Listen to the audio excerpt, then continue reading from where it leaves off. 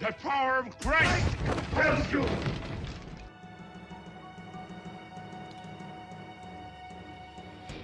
You tried to send me back, but guess what? I'm here! Hello, everybody. Welcome in. How are y'all doing today? Happy Tuesday. Oh my goodness, it's so good to see you all. How are you all doing today? Thank you so much for the love. Welcome in. Happy Tuesday. Hope you guys are doing well. As always, you were too early, just a little too early. Oh yeah, Pluchy's back. Everyone say hi, Pluchy. Welcome back from the grave. I'm glad to see you alive and well, and those are my feet. Well, welcome in, everyone. Today is a special day because we are going to be joined by Hasher. I'm going to be reacting to some locals horror stories. How did you get out, Pluchy? Tell us. But today we're gonna be reacting to some locals horror stories. So you guys submitted some stories. We're gonna be reacting to those, and we'll probably share some of our own stories. So be looking forward to that, because I certainly am. Oh, very cute, Tanya. Those are great colors. This is gonna be a good listen today. It will be. I've got something all set up for you too, chat. You guys want to see what I have set up? Oh my God! Hi. Welcome in, Yu-Gi-Oh! Commander. How are you doing today? So good to see you. Welcome in. Hope you're having a wonderful day today. Thank you for the stretch. Who used Monster Reborn on Pluchy? Today's the day we all needed blackout curtains to darken things. Oh, you know, right? You're so right, actually. I do have blackout curtains. You're still marked for... So you're still, like, getting punished for the ban, but you're not banned. So that's cool. That's so weird. Local horror story, a hardcore duelist not using deodorant. Ah! Yeah, that's terrible. Horror does not feel right when it's sunny out. No, it doesn't. But you know what? I'll set the mood. Not mood lighting. I could get some mood lighting. I could actually change the lighting in here a little bit. But I've got some mood theming, music, sounds. It should be good. I'm excited. Thank you so much for the hydrate. First day after getting my wisdom teeth. Oh, I got my wisdom teeth pulled. That sucks. Find out that my boss assigned me have to present during a meeting. Oh, God. How's the AC situation? Well, it is kicking on, but my AC is only capable of cooling my house by about 6 degrees. So currently, I think it's like 75 right now, so it's a good 72 in my house. Usually I do my, I have my AC at around 68. My dream would be 65, but I don't have the AC nor the money for that. So fuck off, you're gonna bully Pluchy. Vixie, not Pluchy. Pluchy bullies Vixie, Vixie bullies Pluchy, and it's just a big old circle. Yeah, I'm really sorry to hear that too. That really stinks. Let me get the music. Where's my music? But yeah. Welcome in. I am setting the mood. I'm here to set the mood. Does normally charge yen for subs instead of charge me an amount in yen? Are you using a VPN? That's my only thought, is if you're using a VPN. I don't know if I got to listen to the song yet. Not leaving the temperature at 69. Okay, 69 is unironically a peak temperature for your house. I won't lie. Some cute arm warmers that have pink and white stripes. Oh, that sounds really cute. Hello, Overlord. How are you doing today? You don't care about Twitch? Yeah, fuck Twitch. That's just a dog that bites his tail. I mean, honestly. Upper 60s is ideal for me. Any lower, I get EP. I love it really cold. Because then I can wear, I can walk around wrapped in a blanket and, like, thick socks. Thick, long socks. Thank you for the head pats. But yeah, so fun story about the AC situation. So my AC went out, right? In the middle of the night, at like 4 a.m. or something, my power went out. Obviously, it's back, but my power is out, and that really sucked. All right, I think we're just about ready. Let's see. Yeah, okay. Let me get swapped over then. We're gonna be joined by the lovely Hasher Brown. But yeah, oh yeah, hold on. I have full screen this bad boy. This is the mood I'm setting, by the way. This is the mood we're setting. Where am I? There I am. The sabotage worked? Oh god, you're the one who sabotaged my power? Crazy, you're crazy. But yeah, so today we're gonna be joined by Hasher. We got some horror stories to be reading. Should be a grand old time. Tales by the campfire, it is indeed. Beware the man that jumps at midnight, for he does not know that he's already dead. Oh no. I'm doing okay, I'm doing okay. I'm a little warm today. But, other than that, I'm fine. I cut your power cable, I destroyed your lawn, I punctured your tire, it was all me. Shit, it was you? Damn it. I should have known. I thought I smelled chelfa all over that. Warmer than yesterday? Yes, because the sun is out today. Actual horror story? You dueled a girl during locals? Not a girl! A woman at locals? That's crazy. Yeah, if we have time, I will definitely share some of my own horror stories. I hope Asher has some too to share. Alright, I think, should be good to share chat. How do you know what I smell like? I just know by the way you act. Hello, Hasher, we're on chat. You have a girlfriend that plays at locals? There you go. I am doing well. Let's gather around the campfire and sing our campfire on our C-A-M-P-F-I-R-E-S-O-N-G song. A Doritos Locos Taco, let's go. Was that Nickelodeon show called again where each episode starts a campfire? Oh, I don't know if I know that one. Also, hello Ship, how are you? And hello Hasher chat. Oh my god, hi Maple. Alright. Whenever Hasher is ready, he will be giving us a call. Let me pull up the, oh, thank you for the headpads. Let me pull up the form. I don't know what you're talking about, though. You've never had an LGS horror story? I just win every game and everyone is so very cool about it. I totally believe you, Yu-Gi-Oh! Commander. That's definitely not cope, right? Right? Oh my god, the stories that I have from my local game store. I mentioned it before. Maybe we wait until Asher joins, but I basically lived at my game store when I was in high school. It's like, I didn't know how to drive, so I would get dropped off at the game store, and then they would basically babysit me.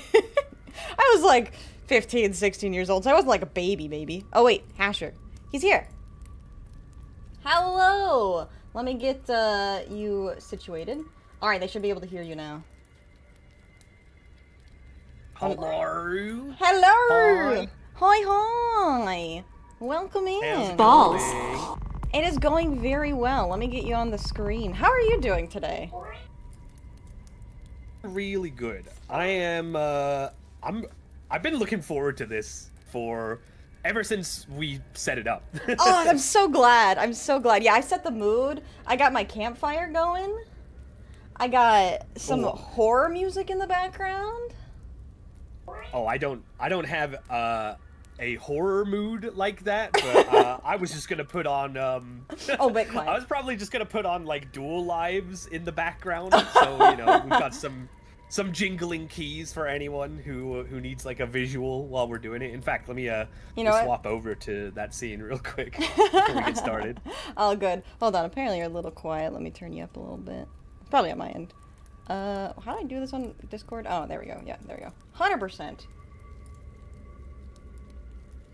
Hello. I am doing well. Yeah, I was just chatting with chat before we got started. That I used to live at my local game store, so I have a lot of stories. Nice. Yeah, I was saying I got a couple myself. Mm-hmm. I got a couple in the tank ready to go. Yeah. All right. Well, I will say there were 2 of them, and I'm not here to call anyone out, but there was a bit of a misunderstanding with someone. We posted some. We have some creative writers in chat. So we had some fictional stories, or at least they were very creatively written in like a narrative. Oh, okay. And like a horror, like a narrative horror story. The power of Christ. So we might. I mean, I'm down to get some non-fiction. Wait, no. Fiction. Yeah. Not non. Well, I hope they're non-fiction. Yeah. We were hoping for non-fiction, but I'm down to incorporate a little bit of fiction. Yeah. It's fine. It'll be based in reality, I'm sure. Mm-hmm. Hopefully. So, do you have access? You should have access to the forum, right? Or do you need me to share? You sent me the link to the forum. I don't know if I can see the back end of it though. Okay, let's see. Let me double check. Wait, now I just now. Yeah, I should have you as an editor. Oh, okay. Through All your right, Gmail. hold on. Let me. That's right. I should be able to just get to it from Google Drive, right? Yes, you should. Or Google Drive. Google Drive should work. How can you tell it was fiction? Did they summon the actual Blue Eyes White Dragon? It starts with Miguel laughed. But you're here. You're talking to me. So it's written narratively. Okay. If you need I got it. Okay, you got it. Cool. I'm ready. Okay, I was gonna say, if you need me to share my screen, I can share my screen too. So totally up to you. We could start with the narrative stories, or we could save them till the end. I am totally fine with whatever. You know, we could go whichever order. Do you maybe want to start off with a story of your own to get us into the mood? I would love to. All right, Okay. How dark we want? Dark is a strong word. Dark isn't exactly the word I mean. How messed up do we want to go? Because I have varying degrees of messed up things that have happened at my local game store. Yeah, I mean, I've got a couple of doozies. I was gonna, read the room and, and see it. You know what? Totally fair. I'll start off a little light. How then. things escalate. I'll start off a little light. Yeah, then. let's start light, and then when we get a little bit into it, then we can maybe turn up the heat a little bit. Oh, where do I begin? So I mentioned that I used to live at my local card shop, right? And so I was that person that would go to the card shop at 3 o'clock and stay until 11. Because I was talking to chat, I didn't drive at the time, so my mom or one of my friends would drop me off, and I would just stay there until somebody would come and pick me up later or drive me home. So I would just sit there and I would just bother the poor employees for their entire shifts. And I would ask them about cards. I would ask them what they were doing. I remember I tried to submit applications, and they never went through. I never knew why. What a weird coincidence. It probably ended up being for the better though, because the card shop changed hands quite a few times, but it was all in good fun, and I made good friends, and that was the most important part. What about you? Do you have any good stories? I do have a lot of good stories. I was thinking of what would be an appropriate one to tell first, and I realized that a lot of my stories involve the same person. Oh no! There was a serial horror story type of guy at some of the places that I used to frequent. So I guess I'll start with one of them. So this was back when I played Pokemon TCG very, very avidly, very competitively, and this was not technically like a local story per se, but it was a story that happened while on the tournament grind, So I had my friend group that would go to tournaments and we would hang out, play the tournament, get some food after. It was a great time. But there was this one dude who was also sort of on the tournament grind. But he was this, he was the most sleazy, rule sharky type of guy. Yeah. No one fucked with this guy. Right. Like, it was like, man, I love going to these card game events and hanging out with my friends and, like, playing some great games and winning prizes and stuff, but I just know that there is a high likelihood that that guy is gonna be there. Oh, yeah, that guy. You know... So I never really had, like, a problem with the guy per se, but I always, like, looked out for, like, his shenanigans, right? Mm. I would never, like, let this guy pull one over on me or anything like that, and I'm pretty sure by the end of, like, my competitive career, I'm pretty sure I had, like, an almost perfect win rate against this guy. Oh my god. I think I only ever lost to him in Pokemon TCG one time, and it was with, like, the worst possible matchup for whatever I was playing at the time. Oh, yep. So I was just like, whatever, it's fine. Anyway, so I never had a problem with this guy, but one of my friends, they would always go, like, super head-to-head. They never saw eye to eye. They pretty much hated each other. Mm-hmm. And so this story takes place at, I don't know if it was, like, a regional or something, but it happened at a local game store. So I guess this counts for the prompt, right? Yeah, that counts. This happened at, like, a competitive event that happened at a locals, and I was there with my friends, and this dude was here too. We should probably, like, come up with fake names. Okay, for, yeah. like... Probably. To be honest, let's. It's been so long for me. Yeah, I don't think I remember any of their names. Oh, okay. Well, I still I remember this guy's name Albaz. super well. Yeah. Let's go with that. This is Albaz. So Albaz was there. And I think it was in between rounds, and there was, like, one, like, bathroom stall for this locals. Oh god, yep, I've been there, yep. Yeah.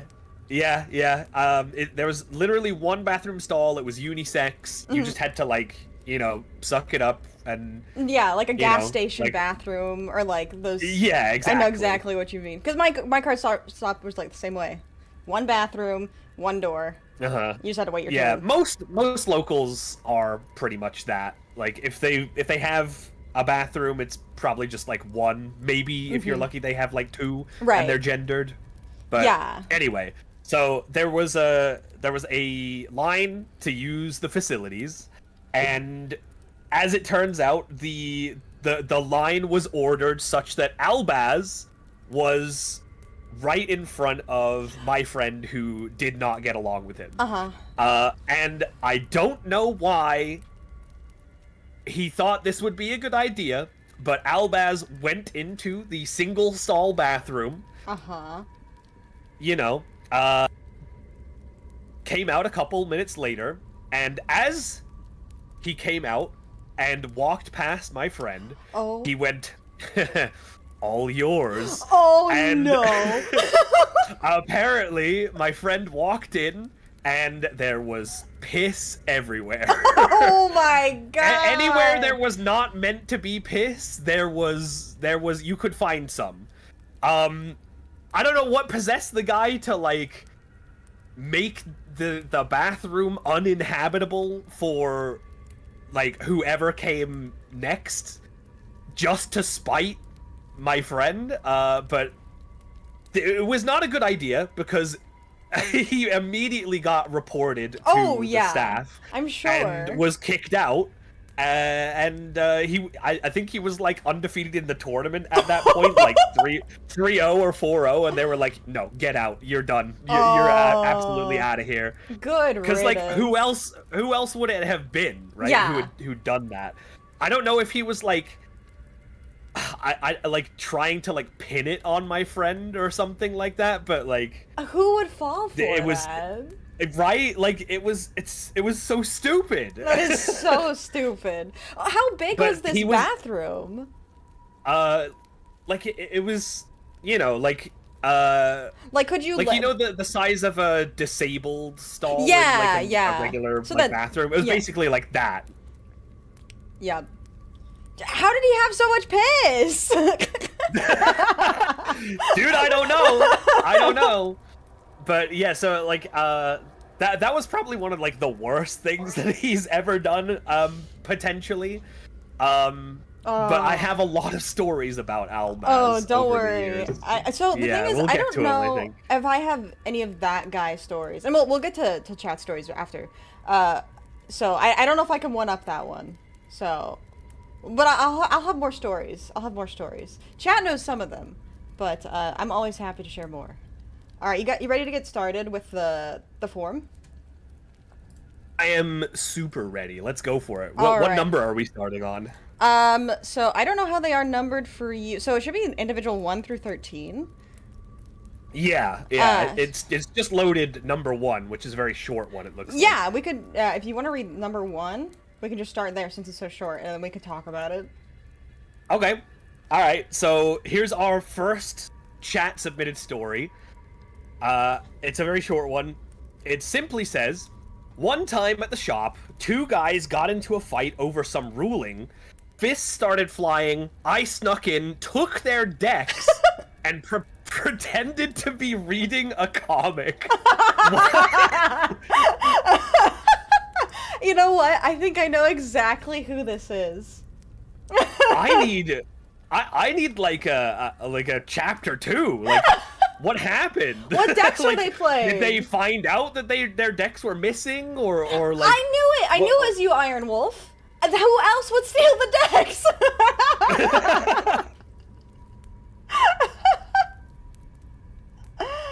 Oh, this is a confessional. Like, I mean, we could definitely do confessionals too. Like, it's totally fine. Confessionals is We just crazy. wanted the drama. Blackwings and Dark Rolls? What year was this? Oh my god. Oh, that sounds like it could be like 2009, like yeah, like a little bit before Edison, perhaps. Ooh. Yeah, I guess it could be 2022 or 2023. Yeah. Those decks are still playable. Crazy. That's insane. Have you ever had someone steal cards from the card shop or steal decks?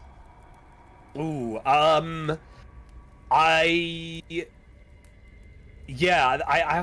remember a couple of instances of that, and it was always Yu-Gi-Oh. Oh, it was yeah. always Yu-Gi-Oh, and it was never like I've never Pokemon, never any other game that I've been there for. It was always for Yu-Gi-Oh. I don't know what it is about like Yu-Gi-Oh players that like I don't know, it encourages that behavior in some people, but like I don't know, like survivor bias, I guess, but like I've never had like a cards go missing in any other like games context, you know. They just passed the statute of limitations. Oh my god. So I don't have I don't know any stories of cards getting stolen, but I have a magic story. Oh, okay. So I've told chat the story a couple times. I have the card on screen right now. When I was in high school, I bought a very expensive magic card. It was a land because all the money in magic cards goes into the lands. It was called Gaia's Cradle, and I bought it for like $300 at the time. And it was damaged. Oh, damn, okay. Yeah, it was a lot of money, especially for a college student. Working at Papa John's to buy my Gaia's Cradle for my squirrel deck that I never ended up playing. So I was like, okay, this Gaia's Cradle. Grandma's telling her magic story again. I am telling my magic story again, and you're gonna like it. I was like, okay, I have this Gaia's Cradle. It's just sitting around. I'm not gonna keep it, so everyone's got their trade binders, so I'm gonna trade it away. And so I decided to trade away my Gaia's Cradle for a couple cards, because no one else at the card shop is going to bring in a $300 card to trade. So, right. I didn't really get an equal value. But I knew this guy who always had a lot of cards, and he was kind of the talk of the store, because everyone was like, oh yeah, that guy's really wealthy. Do you know he lives in like a gated community, and like he just makes boatloads of money off cards, so he just has so many really good, expensive cards. Okay. And so I was like, oh, maybe he's got good trades. And so I traded a couple things with him, and one of them was, so I traded Guy's Cradle for a couple other sorceries, a couple other spells and stuff like that. And then I traded it for Scrubland, which was another land that was really good for my commander deck. And it ended up, it wasn't of an equal value by any means. I think at the time he told me the card's value was about $100, so that was about a third of my trade value. All right. I remember showing, because I lived at my card shop, I remember showing one of the employees, who was my really good friend, the card, and he was like, this is fake. This Scrubland is fake. This is not a real card. Oh, no. And the worst part is, I never saw the guy who traded it for me again. Oh, he disappeared. No. And I still have that Scrubland. You can hear it. It feels like it's made of plastic. So, that's my Scrubland story. Oh, that is tragic. I definitely think he knew it was fake. I don't think it was an honest mistake. Is it like a convincing fake, or? Yeah, so like, the only way that I was convinced that it was fake is it has a gloss to it that Magic cards don't have, because Magic cards usually matte. But the card itself looks like a Magic card. It feels almost exactly like a Magic card, but it's a little bit stiffer, it's a little bit thicker, and it's a little glossier. So... Wow. That it sucks. I'm sorry. I mean, I was like 15, 16 years old at the time, too, so that really sucked. I should get it graded. Oh, my God. Oh. I wonder what they would say about that. I don't know how grading companies take, they would obviously know, right? Yeah, you would think. The thing is, too, is, like, to be fair, I never got a second opinion. So it is possible that it's not fake, but I have never felt another card, any card game that feels like this. Like, I can't even really... It almost feels like a driver's license. Oh, that's weird. Yeah. Yeah, that's gotta be fake. Like, if the card stock is completely different... Yeah, it yeah, bends pretty similarly to a Magic card, but... Yeah, it's pretty crazy. It's pretty crazy. It could have been a proxy. You know what's crazy? So, that Guy's Cradle, by the way, guess how much it's worth now? Damaged. Oh? I'm assuming more than 300. 800. Oh no! Oh, that's... I feel your pain. Yeah, so... Yeah, it was really, really unfortunate. I bought it on, one of those card selling stores. And I knew it was damaged coming in, but even damaged, heavily played, not it wasn't torn or anything, it was still playable, but I remember it was just a little scuffed up. Yeah, I'm pretty sure the borders were peeling, there was white on the borders. But it was playable, but yeah, $800, $760, pretty close. Do you think his backstory was fake as well, being wealthy and coming from a gated community? I don't actually think so. Oh man, that would actually be crazy if he was actually setting up his own sort of backstory to back up these bogus deals he was making with people. You know, that is honestly possible. You had the Judge promo of Guy's Cradle before? So I do actually have a I got a proxy of Guy's Cradle. It's an official proxy, which is really interesting. I don't know if Yu-Gi-Oh! Or any other card game does official proxies. But I have an official proxy of Guy's Cradle that I think it's from a tournament or something. But that's what I used to replace my old Guy's Cradle, because guess what? I still wanted to use the damn card. So he scouted it. Oh god, could you imagine if he was watching me I know she's gonna be dumb about trading away her cards. I've seen how clueless she is about trading away her cards. But yeah, that was God. You got heisted. I did. I actually did. And then the fact that he never showed up ever again. I think he got kicked out or I scared him off. I'm not sure. I hope I scared him off, but again, I was 15, 16 years old. I highly doubt it was me. But yeah, See if I can find And it. I am sorry. That really sucks. You know what? It's okay. You live and you learn. I was... The Walter White of magic. Oh my god. Oh my god. Yeah, here's my promo, or not my promo. It is, the Magic the Gathering DCI 1999 World Championships Tokyo, proxy. Guy's Cradle. Oh, so it's like a Worlds, like, promo type thing? Yeah, so it's a gold bordered card, so it's not official. You can't use this in an actual tournament. So I guess it's not necessarily a proxy. It's like a, I don't know. Yeah, they have that in Pokemon. Usually, like every year, 4 decks that did well at the previous year's World Championships, they get printed in like non-tournament legal versions for like $10. Oh, and then you can just like buy the entire deck. That is really cool. You know what Magic used to do? I don't know. I think they still do it. The like World Championship winner gets printed on a card. Yeah. I don't know if they still do it. I heard of that though. That's really cool. Yeah, I think it's really cool too. It's really fun to watch to see the way it's all changed, like original cards, how the card art has changed and all that jazz. Yeah, because they just have it's like their faces on a regular card. Insane. All right, you ready for the next story? Yeah, let's do it. All Story right. number 2. All right, I will read this one. This is a little long. Oh, this is a long one compared to the first. All right, let's do it. Oh boy. Oh, this one is a doozy, chat. All right, here we go. So we have a TLDR, which is, my locals is on a permanent hiatus because the guy running it was gaming the system to let the underage girls he was dating always win. The fuck? Oh, okay. I have several comments about that sentence. All right, let's get into it. The card shop I was going to had locals twice a week. One was for Edison, and the other was current format. The manager who ran the shop is a fat, bearded guy, all right, in his 30s, who used to be in a local rock band until he ran out of money and took over running the store from his relative. All right, cool.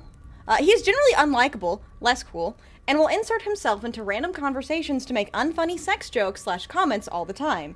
But he's at the counter. Everybody ignores it. I know the type. Yeah. I know the type. I had managers like that. Let's see. So the two teenagers, fantastic, mentioned at the start of this are the only girls that visit this place on a regular basis. Oh, that's already a bad sign. Okay. Yeah, that's not good. Okay, all right. Both are in high school and will play in every locals tournament, winning pretty much every time. We all knew that someone was bankrolling these girls' decks because they would have full-powered Fiendsmith and Fire King, so this is recent. Or a constructed 10-pie deck ripped from the latest YCS. What we did not expect was that it was the creep at the counter. Okay, I mean, like, technically there's nothing wrong with that. Like, there's nothing wrong with people, like, taking good decks and, like, playing them in a tournament, but I'm assuming this is, like, a detail that will, like, expand in a bit. Yeah. I mean, I don't know. Before I continue, what is your take on having, like, someone get boosted by given a deck by the store owner who hosts the events? I mean, I personally don't have any problem with it. Like, that's fair. I don't have any problem with people playing strong decks. Like, that's kind of what I'm there at locals for, is to play games. So yeah, I mean, I guess you know, like, if they're like, the alternative is that they were gonna play like a, I don't know, like a structure deck or something, then I would rather them have like a more competent deck, because, you know, like, even with, like, you know, a YCS topping deck list, it's still down to the player to play it well, right? Yeah, that is very true. So they were talented enough to pilot them, at least. That does mean something. Yeah, like, I personally, I don't believe that, like, price should be, like, a gatekeeper for people doing well at tournaments. I completely agree. Because it should be more down to, like, the player skill. I completely agree. I think the weird part to me is, especially if there's, like, prizing, and he's the one, like, giving them the decks. Well, let's continue the story before we make full judgments. Yeah. Okay. About a month ago, the girls met at a table and got in a massive fight with each other. Yelling, hair pulling, the whole bit. One was mad that the other was about to win when it was her week. After the girls were separated, they were still yelling at each other. Through these rants made from across the store, it was revealed that the manager had been secretly dating both of them at the same time. He would pay for anything they wanted: food, necklaces, gotcha pulls, and even Yu-Gi-Oh cards. He was essentially being a sugar daddy to them, and they knew it. But even though both girls knew that he was two-timing, they believed that they were liked more than the other. Oh my god. What? This guy is in his 30s, by the way, and these are high school girls. Yes. Oh god. Oh god. What the hell, man? As part of their relationship, the manager arranged to set them up to win a tournament every week. The scene at this shop is fairly low-powered. Okay, so this answers the question. Because all of us guys are relatively poor and are working with less than... Oh, wait, but that sucks. Okay, alright, yeah, that's a different story. That's some much-needed context, for sure. Yeah, so, are working with less than rogue decks. The brackets are also determined beforehand by the manager, who would set them up with opponents that could not beat their deck that week. Each girl would win their respective week and then trade off for the next week, but because the two ended up getting matched with each other this time, they both wanted to win. It all falls apart. Things fall apart. Oh my god. Last paragraph. Now, Yu-Gi-Oh! Is a pretty expensive hobby, and the manager was already paying for these girls outside of the shop, so the rest of us wondered how he was getting the money. Oh no. Oh, thank God. As of last week, he was arrested for theft, wire fraud, and solicitation. He was stealing both cards and money from the store to fund this lifestyle, coaching the girls on how to win, and trading gifts for sexting sessions. Oh my God. Oh my God. What? Since that cat fight a month ago, I haven't gone back. Good for you. Good for you. I'm proud of you. I heard from one of my friends. Yeah, that's probably a good idea. That the manager's location has come back to take over both locations, but all tournaments are gone from the calendar. Ooh. My God. That. Jesus. Yeah. I was gonna say, like halfway through, I was just like, are we sure that this is a real story? This sounds fake. There's no way a card shop owner has enough money to, because I don't know if you guys know, but like, card shop like owners do not make that much like off the top, you know? Yeah, you are constantly working at a loss. Yeah, it's a very low margin business to be in.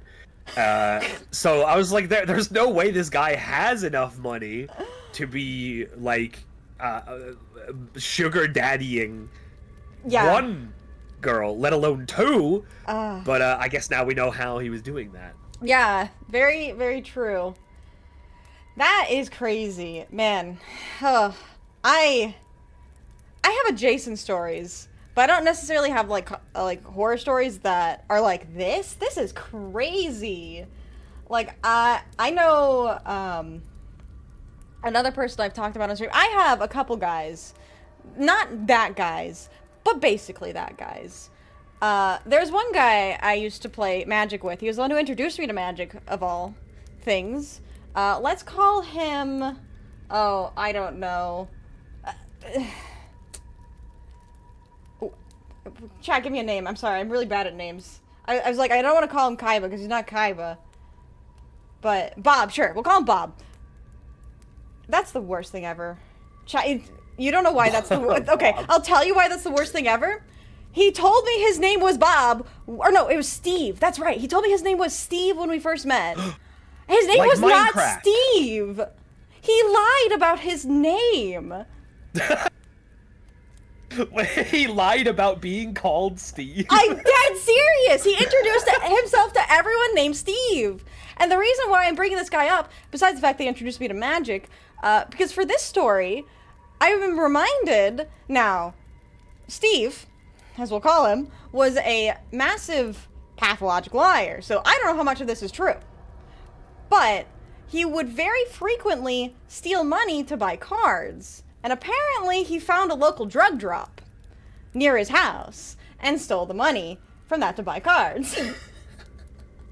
Uh-oh. Oh, that is not something that you get involved in. Oh, no. No. Absolutely not.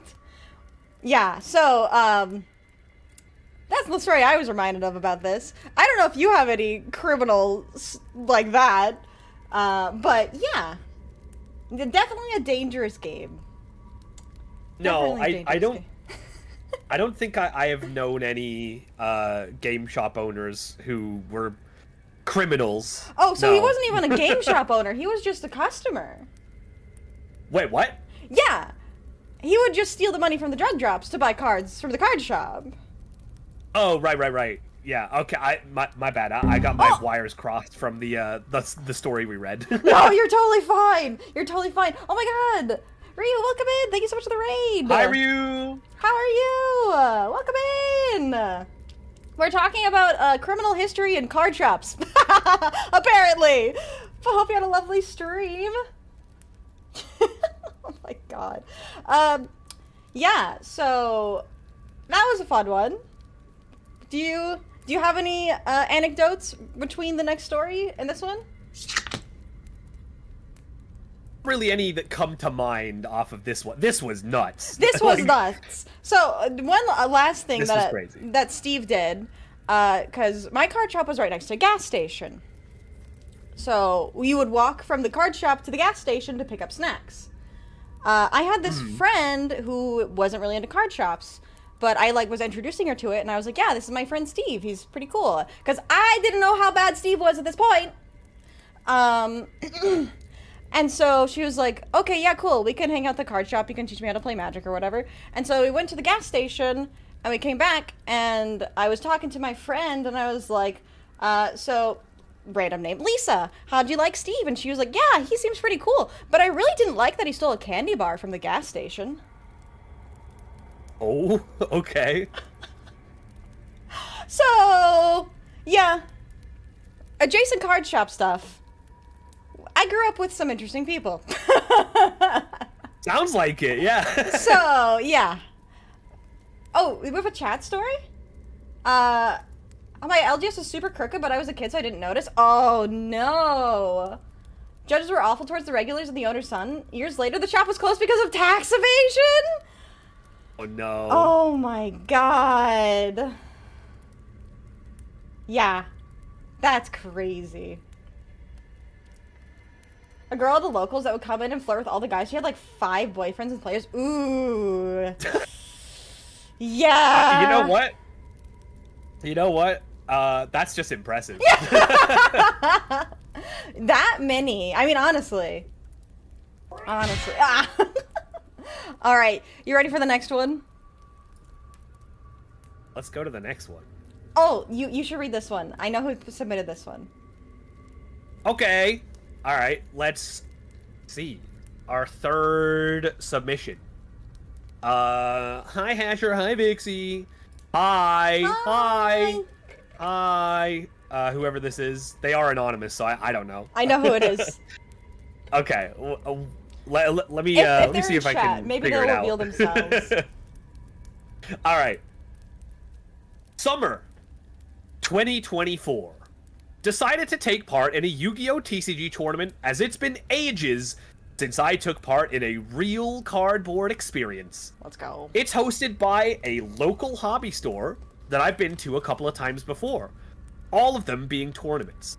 It's a Heart of the Underdog format too, that's basing its ban list on what got top 64 in the last YCS, which was, at the time, Snake Eyes, Fiendsmith, U-Bell era. So, pretty recent then.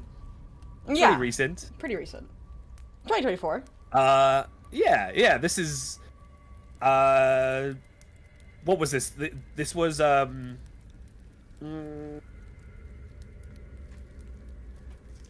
Oh, I'm trying to think of like this must have been like spring 2024, right? Oh no, wait. Wait, I think it's given. You know what? Hey, we're both stupid because the literal first 2 words in this story are summer 2024. Yeah, I was like, I'm pretty sure it's in the chat. I'm pretty sure it's in the message, but I was just letting you go. Yeah. I was like, I am going to detectivize this. I'm going to. You're a detective. You're a super sleuth. I really was trying to sleuth it out, but no, that was not necessary. Anyway, COVID boom warning happened 2 weeks prior, and everyone assumed the tournament wasn't happening.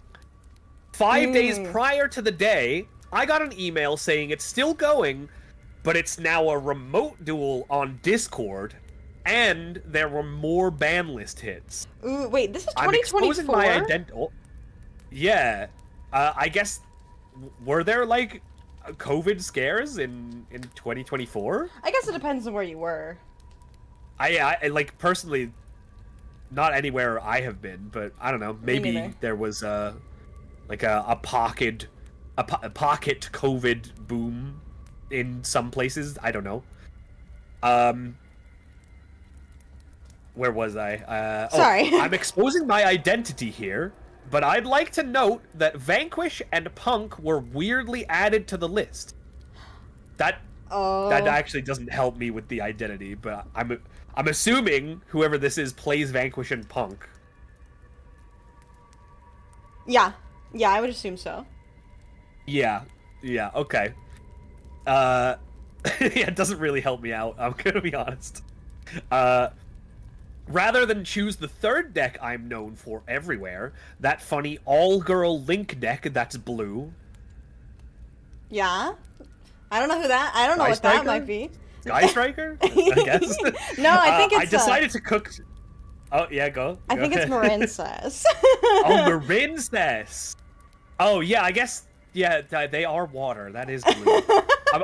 I was like, all-girl Link deck? That's blue. I was like, well, all Link cards are blue, so that's, like, not necessary information. No, the girls are blue. Right. Okay. Well, I mean, Live Twin, one of the girls is blue, right? Yeah, I guess that's true. That's a Link deck. Anyway. I decided to, instead of playing this 3rd deck, I decided to cook something stupid. Despia, Master of Oz Control.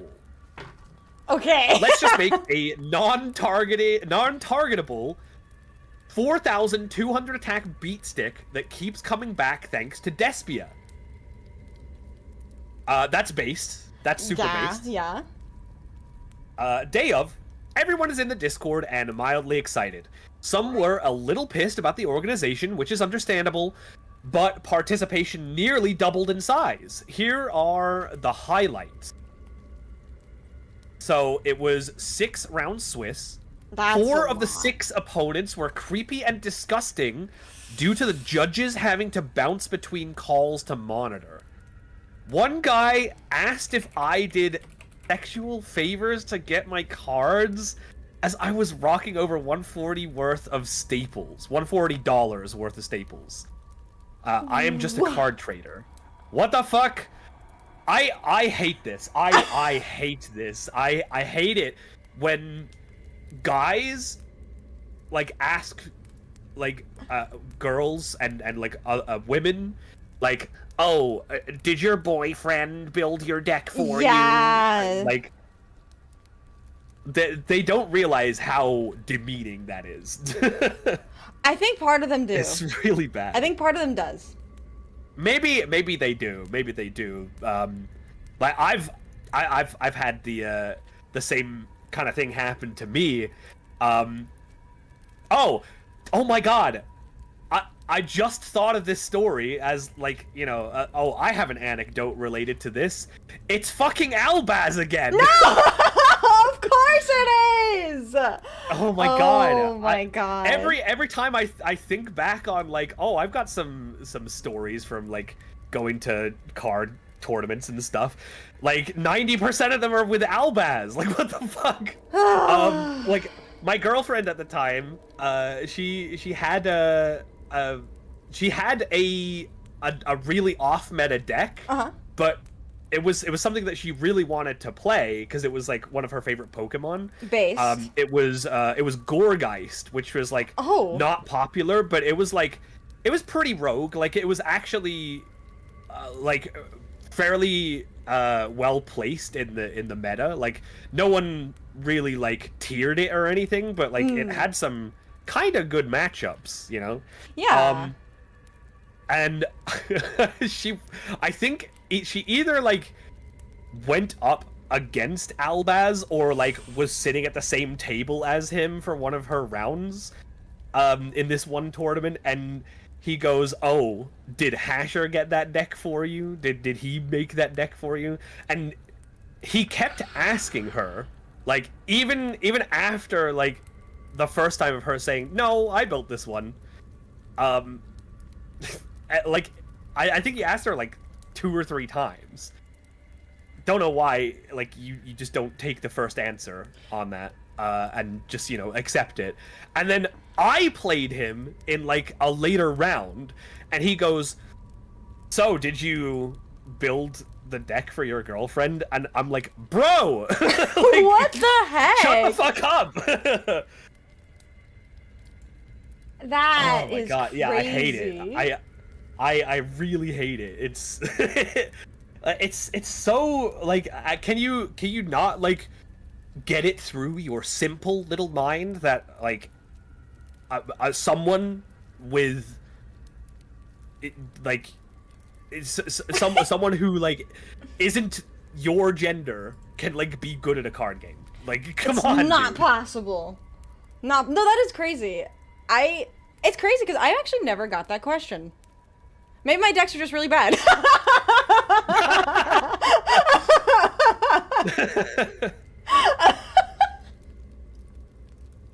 was like, maybe wait. I don't know. Maybe you just have an aura that commands respect. Oh, I'm sure that's true, right? Chat, you agree? I command respect. Yeah, that must be it. Yeah, For yeah, sure. yeah. I think you're right. To be fair, though, I would play really casual formats, so I wasn't, like, entering tournaments for it, so... Yeah, maybe it's because, like, it's a more competitive setting. I don't know. Yeah, that's my thought. Yeah. I kind of, like, understand, like, where the question comes from, in a way. Like, you know, like... I taught her how to play, and obviously, like... her like first deck or like her first 2 decks were built like mostly by me with like direction on like what she would like in a deck, for sure. Like, that's usually how these things go, right? And like, I'm obviously on the tournament grind, and so sometimes like she'll come along, so she's only there because I'm there, you know. So I kind of get, like, where the question comes from, and you want to give him the benefit of the doubt of, like, you know, it comes from, like, a place of innocence and just, like, curiosity, you hope. But, right. like, after the first time, that's when you stop asking the question. Yeah, well, I think it's one of those things where they probably kept asking over and over again, hoping that she would crack and be like, "Oh, you got me. Yeah, Hasher built my deck. Isn't he so good at building decks?" When in reality, it's like, no, I built it. I practiced with it. I cooked it. Yeah. Yeah, exactly. So it's just... Maidenless behavior, as chat says. So right. Like, I understand that the clientele of a lot of tournaments based on like nerdy card games are maybe gonna be a little bit socially awkward on average.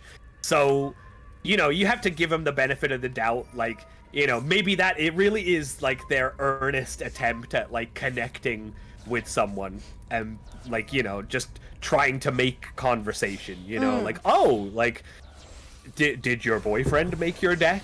Yeah. But if it was an innocent conversation making, it would be like, oh, did your boyfriend make your deck? And you're like, oh, no, I made it. And then it's like, your boyfriend made your deck. And it's like, no, that's not how this works. This one in particular, like, he was just being, like, a creep about it. But, like, yeah. Sure, there's it's a definitely very common instances. question. Yeah. I'm sure that it is a thing, because it's like, yeah, I had guys that I was friends with that got me into certain things, like Yu-Gi-Oh! Or Magic, or D&D, like that kind of thing. Like, that's not that unusual, especially because, like, I grew up not really in a lot of, I guess, male-dominated spaces, you could say. So, like, being introduced to that when I was a teenager, so it was like, yeah, I'm not typically, like, I wasn't typically in this sort of thing, but now I'm here, and now I really enjoy it. But, yeah, before then, that's pretty crazy. Yeah. Oh, we are in the middle of, like, reading a story. Yeah. Where did we leave off, by the way? We went on a total tangent there. Which, let's touch on this again. Yeah. One guy asked if I did sexual favors to get my card. Oh, like, God. What the fuck? That's like on a totally different level to what we were just talking about, by the way. Absolutely. Like, that's insane. Hi, Tina! That's nuts. Oh, hi, Tina! I actually... I can't believe that. Like... Definitely not Owner's story. I don't know, I would not let that slide. I think I would have called a judge on that. Like, yeah, what the fuck? I would hope. But I understand, though. There just wasn't enough judges for this tournament, from what they're saying, so I don't know. I think it, like... As the responder shared, they were kind of suffering from withdrawals, right? It's been a long time since they got to play, like, cardboard. So wanting to play cardboard, you're willing to put up with a lot more than if you were, like, regularly playing, I feel. Yeah, like, I understand that. Like, you suck it up. Sometimes you just suck it up and you're just like, I gotta deal with this bullshit, but I'm here to have a good time, so I'll let it slide. But man, I don't know if I could have let that slide. That's disgusting. Yeah. Like, you don't talk to other people like that. No, I'm sorry. It doesn't matter who it is. That's just crazy. Okay. Moving down the list. Yeah, past that bomb. Yeah. One guy spewed out some of the most sexist comments once he realized that he couldn't get over a 4,200 attack Master of Oz with Kashtira because I made it non-targetable. Said that I shouldn't be allowed to win because I was running shitty floodgates. Oh my god. Today I learned that Chaos Max is a floodgate. Oh, I mean, God. You know, any card that prevents me from being able to win the game is a floodgate when you think about it. Yeah, I mean, it's floodgating me from winning the game. Yeah, like, you reducing my life points to 0 is a floodgate, because I could have win if you didn't.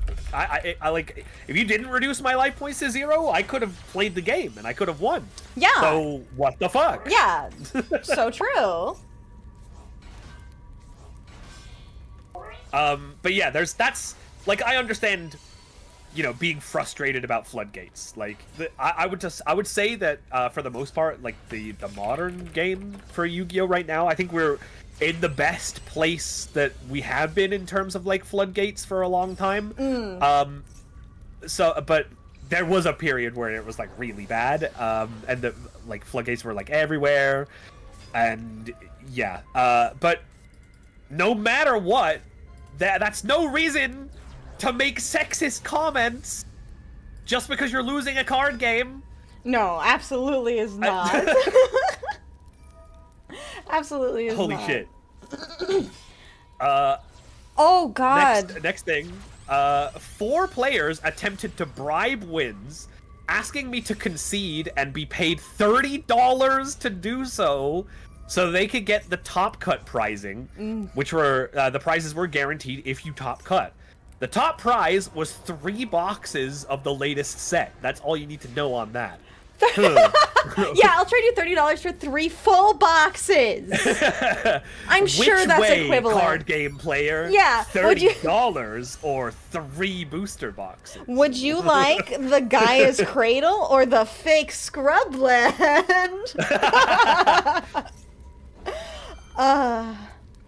Have you ever had someone try to bribe a win out of you? No. To be fair, like, I haven't played a lot of tournaments. I'm very actually. Do you know that Ulner's tournament was the first tournament I ever played in? I'm not counting, really? Not counting, like, pre-releases for Magic. Okay. So, I never play competitively. I was like, I'm here at the card shop. People would be like, hey, I have extra cards. I'm gonna make you play Commander. Or, hey, I have an extra War Machine army. I'm gonna make you play War Machine. So, I had the privilege at my card shop of being one of the very few girls that went to the card shop. And I will say, many such cases, I will say, I was given a lot of things for free. A lot of those things I still have, including like 10,000, not dollars. I wish it was dollar, but about 10,000 Magic cards. Because I had a friend who would open up boxes of Magic cards, and then he would give me all the commons and uncommons. So I just have, like 10,000 Magic cards in my closet right now that probably aren't worth anything. The thing was, like, people were talking about simping. They weren't even simping. It wasn't simping. They were literally just like, hey, you're brand new to the scene. I don't want this. Here you go. Or it was literally like, I mean, I don't have anyone to play with. You are here constantly. Please, play with me. Yeah. Like, I get that. I think that is, that's one of those things as well, where, like, if a new player turns up to, like, an event at a card shop and you've just, like, you know, opened up, like, a bunch of product, and you can sort of, like, you kind of are able to get, like, a small sense of altruism by being like, here you are, new player, I bequeath you all of my bulk. yeah, it's like, whoa, this free is so many cards, thank you. And you're like, no problem, I didn't want them anyway. So it was actually no big deal. No, that's the thing. It's like, I will say, the people say, like, oh, they were desperate and everything. They weren't.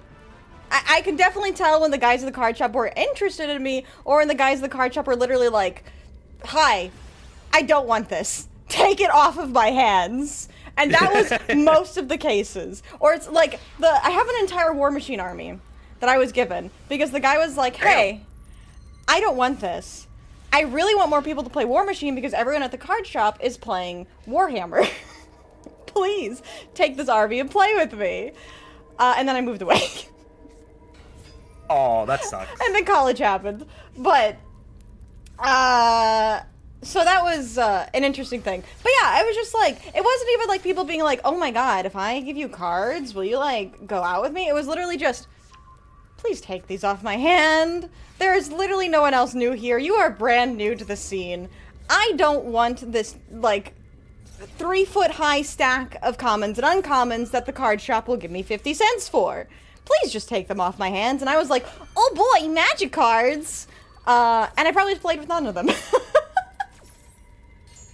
I mean, you say that they, like, might not be worth anything, but I mean, like, Magic has a ton of, like, eternal formats. Maybe some of the old, like, commons and uncommons might actually be good in some stuff. I don't know. I think, so the thing about Magic cards, is the way that the boosters are set up is there is draft fluff. Because Magic is made to draft. So you have these cards that are really good or decent to draft or to put in a limited format, but just absolute dog shit bad if you try to put them in a constructed deck. Got it, So that's most of what I have. So you basically, you have a closet full of, like, grizzly bears. Yeah, pretty much. Oh my god, we have to finish the story. Right. I did want to say no one's ever like tried to bribe me for a win before, but I did have a very egregious case of someone asking me to like scoop to them, and this was at the World Championships for Pokemon TCG. Oh. It was like round 5 or 6 or something like that. And what was it? We were like 1-1 in games, and we were about to go to time, and the dude was just like, "Hey man, like we're gonna tie. Will you just give me the win? I have like a really good matchup here, and if we play this one out, I'm pretty sure I'm gonna win. So, and like a tie doesn't help like our match records. Like, would you consider just giving me the win?" And I'm just like, fuck no, are you kidding me? This is the World Championships. I'm not giving you the win. No, okay, I missed the part where you said this was the World Championships. I thought this was locals. That's crazy! Oh, no, that's not a local story. That's a world story. And then, I was really pissed that he asked me, like, at the World Championships to, like, insanity. Do him a solid, you know? Like, I understand, like, you know, like, if it's a locals or whatever, like, even at locals, I probably wouldn't do it, but, like, say it was, like, I don't know, in, like, a qualifying tournament, like a regionals or something, Yeah. and the dude was just like, "Hey, man, I'm, like, if I top cut this tournament, I get my qualification for like the world, like a world's invite, essentially. Yeah. Like, would you consider like maybe just like conceding the game? Like, a tie doesn't like help either of us out, Right. Like, you know. Did the guy like offer you anything in exchange at No, Worlds? no, he didn't offer me anything for it. He Not was even just like, "Hey, I'll buy you some food." He was like, "If we played this game out to completion, I'm pretty sure I would win." And I was just like, I don't know about that. That's crazy because you were it- tied. Yeah, like I had already won a game off of him, and like it like the deck matchup was like maybe 60-40 in his favor, but I was also like teched for it. Yeah. So like it was gonna be close. Like you were So able I'm to just like, side deck between, like, against his deck. Yeah. Well, there's no side deck in Pokemon, but Oh, you're playing Pokemon, so I missed that part too. My bad. yeah. I thought you. Oh, I was like, this isn't. Yeah, if you tech for matchups, you have to main deck that shit. I got you. That's crazy. But yeah, like it was Worlds, so I was like really pissed. I would And have then been like too. a couple of months later, before the like the next season started, they updated the policy documents so that it is no longer acceptable to basically like ask for concessions. Like if you like try to solicit your opponent like giving you like the win, or like you know, doing something like that, you can get DQ'd. So I was just like, damn, if that was like in place like a couple of months ago, I could have like walked away from that one with a win. Oh man, that's crazy. Well, we should probably get back to Yeah, we should. We're not gonna. We're like, yap finish this. maxing. But you know what? It's yeah, good. we really are yapping. No, it is good. This is exactly what we're here for. Exactly. All right. So, 4 players were attempting to bribe wins, so that's right for the like, prize boxes. pretty bad. Yeah, for the like first prize was 3 booster boxes. This is a crazy good tournament for like prize support, by the way. If that's yeah, for like, first place. That's also like a what was it? Jeez. Oh, they did it over camera. Like it wasn't an in-person thing. Right. Yeah. This is a remote duel. That's the word I was looking for. Yeah. But it wait. Let me go back up. This is like a locals though. Isn't it a local? It's hosted by a local hobby store, but then it turned into a remote event, and then a whole bunch more people joined. Wow. So, okay, that's crazy. I've never heard of that before. Anyway, so Top Cut was hell. I see. Because people kept calling the judge for the same ruling. My Master of Oz and Aluber plus Theater of the Branded. It's a fusion monster, it all applies. Alright, I mean, what was their argument? Like, it's not a fusion monster? Like, because it is. It totally is. I don't know what to say about that, other than, like, I don't know, people are just being dicks at that point. Needless to say, in my stubborn and spiteful nature, I decide to roll up my sleeves and get a win out. It took the whole afternoon, and I was tired of the bullshit and honestly didn't want anyone to get first place after experiencing all that. Fair. So did you do it? It doesn't actually go into detail that you actually did win. I'm assuming yes. I see. Get a win out, I assume. And it took the whole afternoon. I guess so. Yeah. Okay. Yeah. Like, it's just how it's worded. Is like, I decided I would get a win out. I'm just like, oh, okay. So did you do it? I'm assuming from the next paragraph that would answer the question. Okay. All right. Next paragraph. The week after that tournament, I found out that I was banned from that locals. Why? Because I was, quote, disruptive, antisocial, and regulars were complaining that I was very rude. Turns out, every single one of the creepy guys and the judges went crying to the owner that I was being mean, and Mr. 4,200 attack beatstick Floodgate was really good friends with them. Apparently, top cutting too often in their tournaments was too damaging to the regulars' tiny egos. I haven't gone to an IRL gathering since. At least I don't need to hear my opponent in Master Duel. God. True! Bro, can you imagine Master Duel with voice chat? That would be insane. There's a reason there's not even, like, a post-game chat. They don't even have, like, the Hearthstone click on my picture and say hello. Yeah, there's no way you can send a message to your opponent, like, at all, which is honestly probably for the best. Agreed. Man, that sucks though. That's you're banned from the locals and you haven't been back to an IRL event. I'm sorry. That is really that just sucks. Oh, wait. As a pretty terrible experience. I have a quick one that reminded me of. So I haven't been to like an IRL event or even an IRL card shop in years because I moved cities for university, and when I went to the card shop, I was just getting into Yu-Gi-Oh, and I was like, hey, I'm looking to buy some Yu-Gi-Oh cards. You guys have Yu-Gi-Oh cards? And no joke, I walk up to the counter asking for Yu-Gi-Oh cards, and they go, we play Magic here. Okay, dude. All right.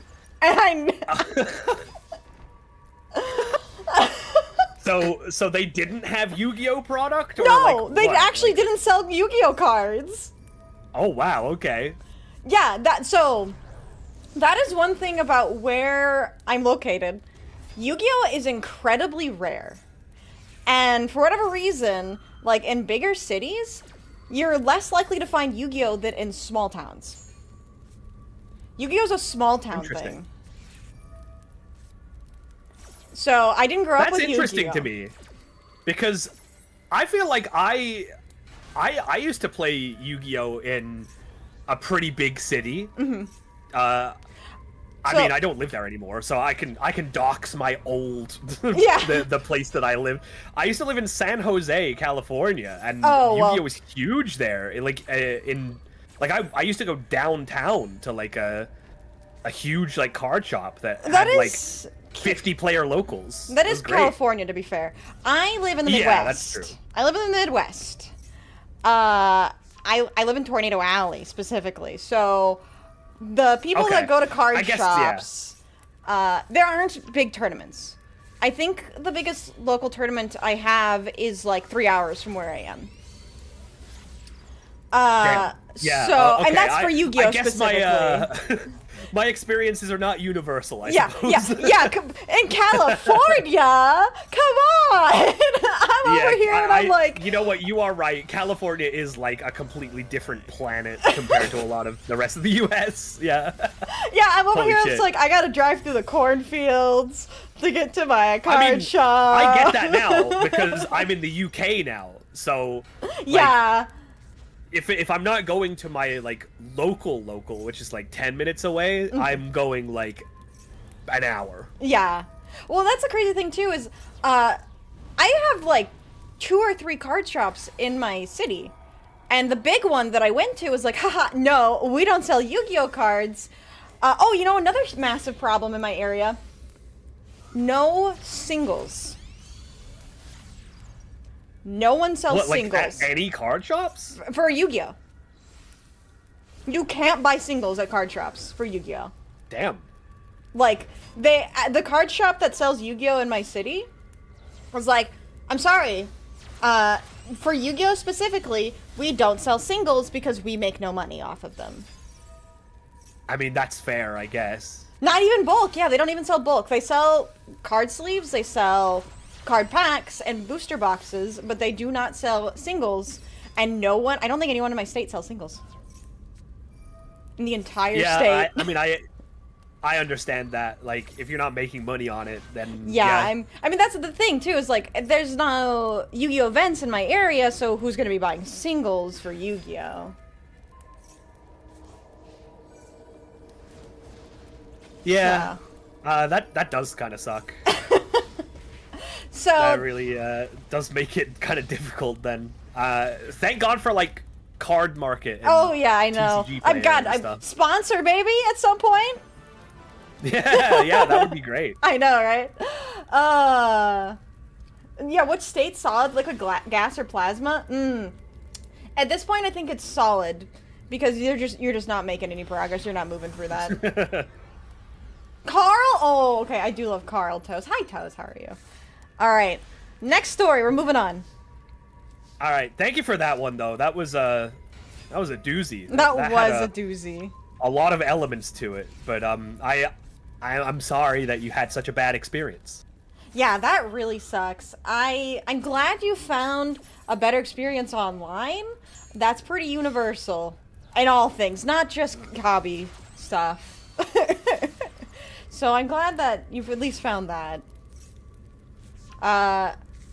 Alright. We have a new one. This one is fighting game tournaments, so it's adjacent. Ooh, okay. Alright. Alright, here we go. Mixing it up a little bit. Yeah. Outside of tabletop the hobbies. mix-up? Yeah, I love a mix-up. Alright, so this one says, outside of tabletop hobbies, I also participate in fighting game tournaments from time to time. And this one, from back in my college days, still gives me headaches, literally. A place I frequented was hosting a bracket of Persona 4 Arena Ultimax, with an added pot bonus. Oh, hell yeah! Due to a local sponsor. I've never played... The only fighting game I think I have ever played is Soul Calibur 2 on my original Xbox. Damn. Not even Smash Bros? Okay, I guess I played Smash. For the Switch. The one that was on Switch. I guess it's, like, not quite in the same genre, but it's technically still a fighting game. I would consider. I guess I've played maybe a little bit of Dragon Ball FighterZ. But yeah. Oh man, I wanted to get into that so bad. Oh wait. Okay. I gotta get invested in this. But I keep just thinking of random stories. I mentioned fighters, and I was just reminded of something funny. Okay, let me finish the story, and then I will bring that up. So they had an added pot bonus due to a local sponsor. Not that kind of pot, Chad. About 50% showed up, which was awesome. Or 50 plus, not 50%. 50 plus, that's a lot of people. I made it into the top 8 in the losers bracket, and was paired against an acquaintance of a friend of mine at the time, who, oh no, shall we say, doesn't handle criticism or losing well. Ooh, do not like those types of people. I managed to win my set against him, and as I went to shake their hand, the guy raged through his controller at my eye! What the, excuse me? Hello? What the fuck? It just hit over the eyeball, but the bruising was enough to cause bleeding to the point that medical attention was needed. Hello, lawsuit. No kidding. What in the fucking world? Are you... That's like 3-year-old behavior. Are you joking? What? This person's allowed in public? Chill, I know, right? That is actually crazy. Luckily, nothing too serious, but the fallout was a disaster.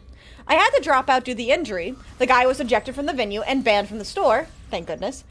And he decided to go on a slander tirade against me for weeks after the event.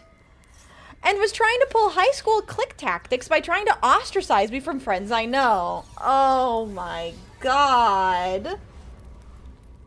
It somewhat worked, with a few people siding with him, but due to evidence of the incident, with first-hand accounts as well as photo evidence, he was essentially... Photo evidence? Wow. What? He was essentially blacklisted from virtually any sort of competitive video game tournament in my region. Good. Where's the lawsuit? Yeah, for real. I wonder... So, this was college, so I understand. College people do some stuff that might be a little silly, and they don't want to call the police for specific reasons. So that's fair. But, dang. That really stinks. The events left such a scar on me mentally that I've only just recently felt comfortable getting back into attending tournaments and events IRL since then, almost 7 years later. Damn. That's really Was the sad. guy playing Steve? Steve from Persona 4 Arena Ultimax? The secret character, I'm guessing, yeah.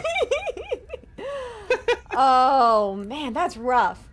That's really rough. I don't know if I had experienced any violence. But, yeah, no, that's crazy. That like, is actually crazy. That is, like, how a toddler would react. Like, that's nuts. But again, video games and other nerdy hobbies attract people with a level of social awkwardness on average. So, I mean, true. It's so true.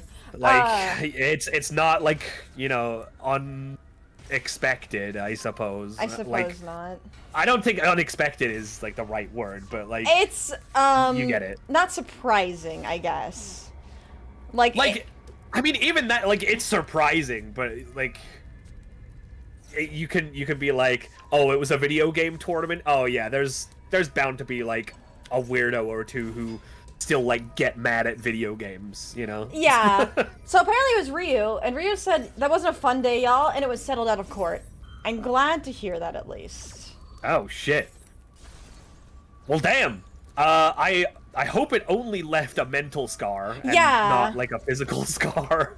That really on your sucks. like, eyeball or... What was it? It hit just over the eyeball. Yeah, dude. that really That sucks. is, that's really dangerous, too. Like, that is not good. Apparently, a lot of the old heads in the fighting game community reminisce on those toxic days because they've dialed back a lot of the shit talk and cut down on that kind of behavior at organized events. That's good to hear. That is good to hear. Yeah, that is good. That is good. So my random anecdote from this one is actually really funny because I lived in an apartment complex, and I lived there long enough that I had a couple people moving in and out of the apartment across from me. And at one point, this guy moved in, and I would hear him screaming at the top of his lungs, and I was like, oh my god, is he having, like, really violent arguments with a girlfriend or something? Like, this sounds really bad and really violent, and I was really scared. I thought I might need to call the police or something. One day, I'm passing by his door, and I just hear him say, "God damn it, Goku, hit the move!"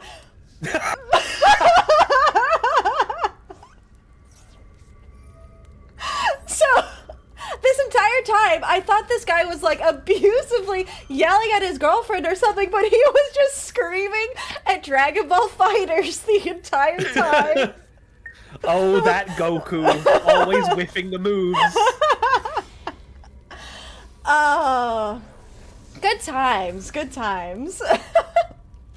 I have a short anecdote related to, like, sort of violence, I guess. Go for it. This was at a card game, a Yu-Gi-Oh tournament. Mm-hmm. This was like when I was like first like really sort of like getting into like actually playing sort of competitively. So this is when I was like a pretty little guy at the time. Yeah. It was I think this honestly was around like Edison format because there was a game going on at the locals and it was this guy who had like a pretty short temper and I guess it must have been like one of those games where like from that era of Yu-Gi-Oh where like you just don't like have extenders, right? Oh, yeah. Like if you are going second and you go, okay, normal summon, and your opponent goes trap card, kills your normal summon, and you're just like, well, shit, okay, I guess I pass and I'll try again next turn, kind of thing. Because you know, you have time in 2009 Yu-Gi-Oh, you know, like you got a couple of turns to like stick a normal summon and like get into the game. But there are some of those games where you go, all right, normal summon, oh, trap card, word, okay, pass, oh, my turn again, okay, normal summon, oh, trap card, oh, shit, I guess I'm passing again, all right, my turn again, normal summon, another trap card, okay, fuck, and you're just like, well, that's just how it goes sometimes. Sometimes you don't have the back row removal, sometimes you have all normal summons, and you just, like, play into, like, trap holes, like, turns in a row. Yeah. And so apparently this style of game was happening to this guy, and he was getting like very frustrated, and he was basically on the turn where like he needed a normal summon to stick to get into the game, otherwise he lost, right? And his opponent had 2 back row, so he had just drawn MST. So he went, okay, MST your back row. It was a bottomless trap hole. And he's like, nice, I hit the bottomless trap hole. And he goes, normal summon? And then the opponent goes, bottomless trap hole. No! And he got so mad, he punched a hole in the wall and, like, throws his deck across the room. And, like, just starts yelling. And he gets escorted out of the shop. Going, he had the second bottomless! He had the second bottomless! I vividly remember that. That is it was like, so funny. Oh my god. Yeah, and that's true. Yeah, this was from an era where bottomless was like at 2. So they had literally both copies they were legally allowed at the same time. And Team MST'd one, but they had the other one, so... Oh, that's so rough. He had the second bottomless. That's so funny. Oh my god. Mr. Konami, a second bottomless has hit the normal summon. Oh my god. Oh. Alright, you ready for the next one? Let's do it. Oh, this is one of the narrative ones. Oh, okay. Alright. Well, I guess we can spice this one up with dramatic reading. Okay. Would you like to do the dramatic reading? Let's do it. Okay, so this one is titled Limang Oras. Is this I think it's what language is this? Tagalog? Yeah, I think it's Tagalog. Oh, okay. Welcome, all right. Raiders. Hello. Yeah, this means 5 hours. By the way, Limang Oras. Alright. Ira stepped into the shop just after 1 in the afternoon. It was cooler inside than she remembered. Card Kingdom was a narrow space, tucked between a hardware store and a pawn shop. Its walls cluttered with fading posters, cabinets filled with sleeves, dusty figurines, and a few old tables where players once gathered for weekend matches. She had been there 100 times before. It hadn't changed. Oi, Ira. She turned. Noelle sat behind the counter, half asleep, hoodie zipped up high, despite the summer heat. It's hot outside. Good thing it's cool in here, she said. Noelle just nodded. The air conditioning buzzed softly above them. She went to take take her usual table in the back. The shop was quiet. No other players, just her. She set her backpack down, unzipped it, and began sorting her cards. The habit was comforting. The rhythm of checking sleeves, counting, cutting, and drawing. Outside, a jeepney honked in the distance. It was just another Sunday. At first, she didn't notice how long she had been there. When she glanced at the wall clock, it read 2:10 p.m. She felt a momentary flicker of surprise. That couldn't be right. She had only played one round. Like, maybe two? She checked her phone. The lock screen refused to respond. No notifications, no signal, no clock. Just a black screen, as if frozen in time. She shrugged it off. Maybe she'd lost track. But the silence grew heavier. Where were the others? Sundays were never this quiet. Mark and Pia usually showed up by now. The owner, Kuya Rico, always brought empanadas and stayed near the counter with his dog-eared newspaper. But there was no smell of food, no voices. Just the hum of a ceiling fan spinning too slowly, like it was dragging its blades through water. She walked to the front. Noel still sat behind the counter. His eyes were closed. Aren't there any other people today? He didn't answer. Kuya? She leaned closer. His breathing was too still. Then, he opened his eyes. Not with a jolt, but slowly, like waking from underwater. You've been here, he said. The whole time. She stared at him. I haven't been here long, she replied, trying not to laugh. I just arrived. But her voice felt small. She looked around again. The shadows in the shop felt longer than before. The light outside the door looked dimmer, like dusk had fallen far too quickly. The bell at the door rang. She turned, hopeful. No one came in. The door hadn't moved. And yet, the bell rang again. Twice more.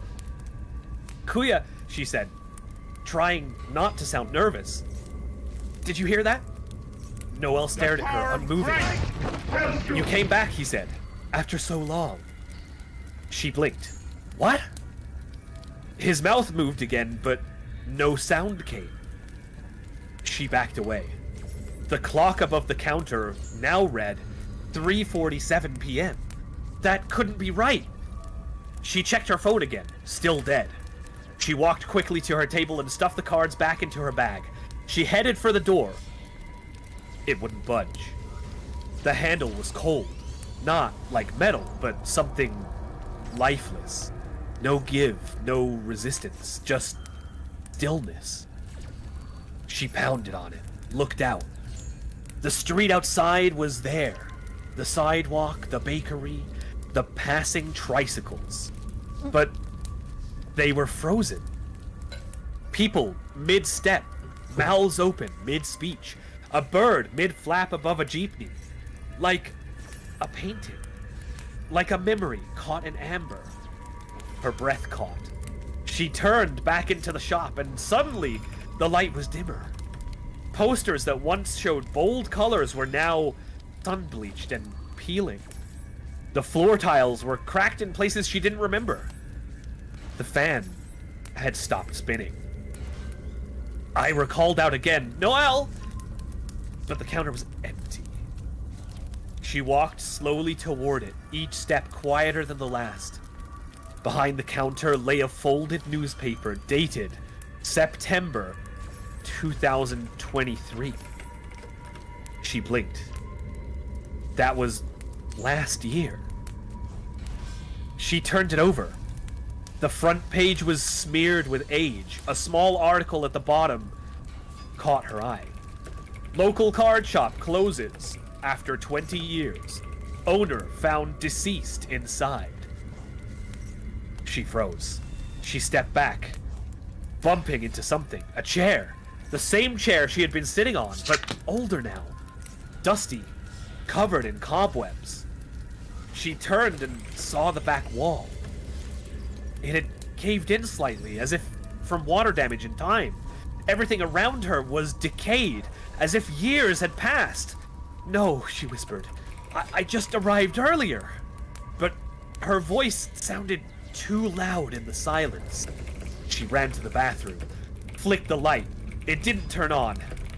She looked into the mirror, barely lit by the dying light overhead, and she saw herself.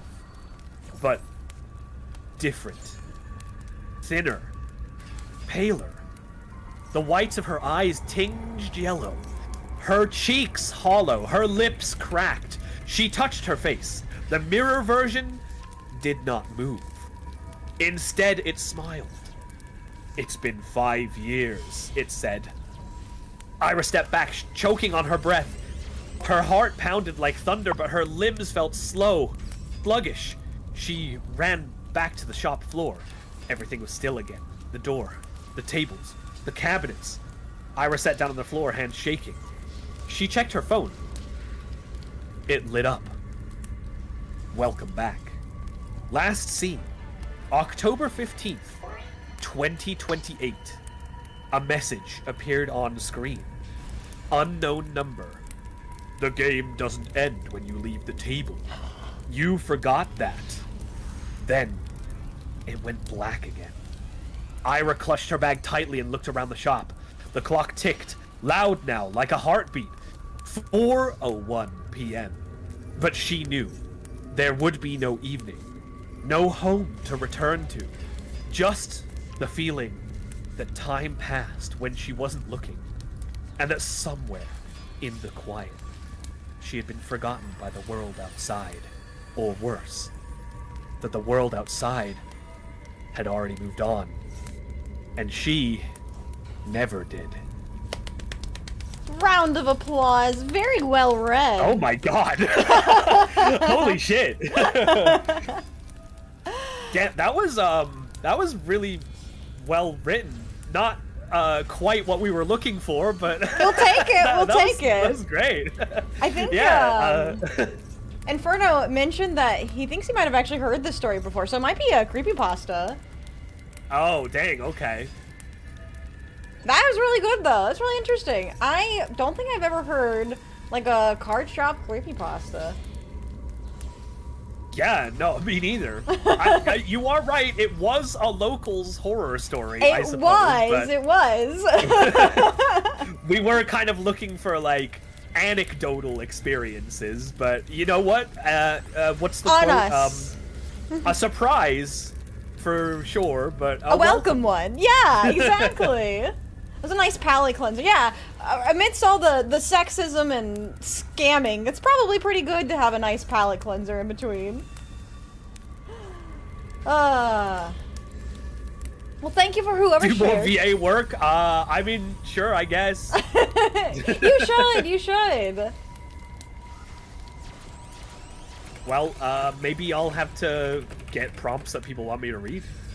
You should. I wanted to try it too. I don't think I have the live script reading skills that you have, though.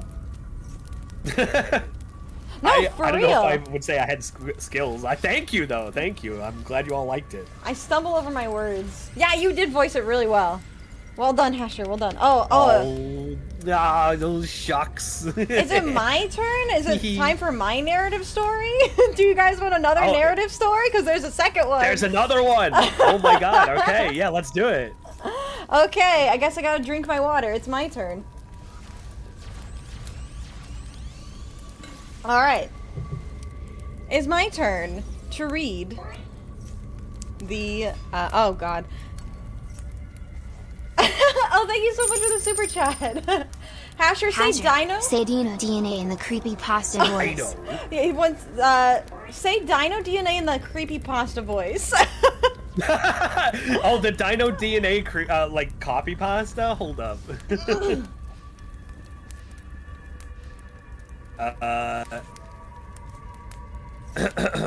In the voice, huh?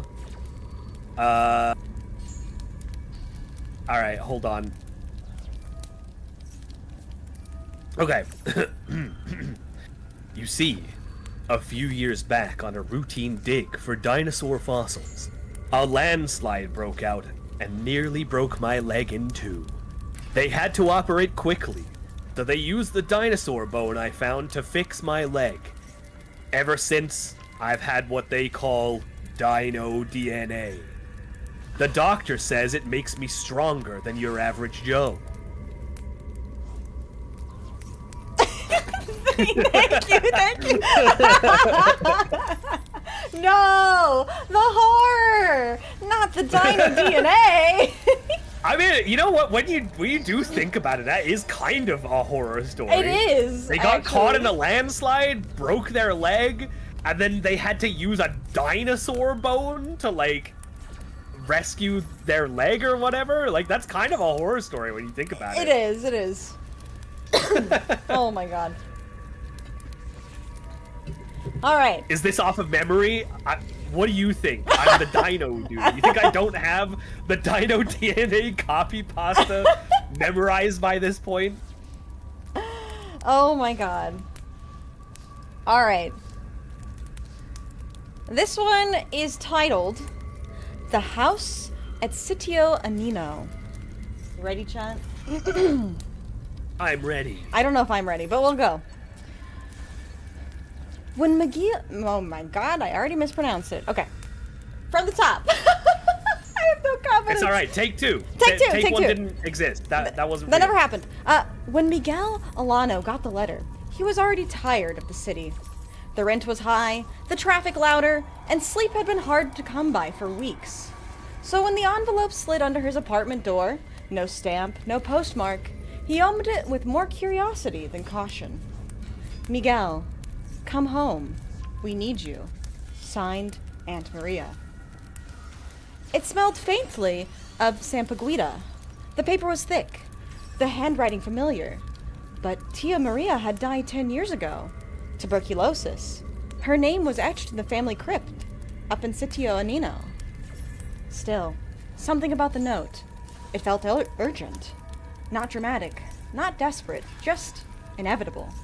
Like a call you don't ignore because it's not meant to be ignored. By sundown, Miguel was on a bus heading toward the province. Sitio Anino was the same.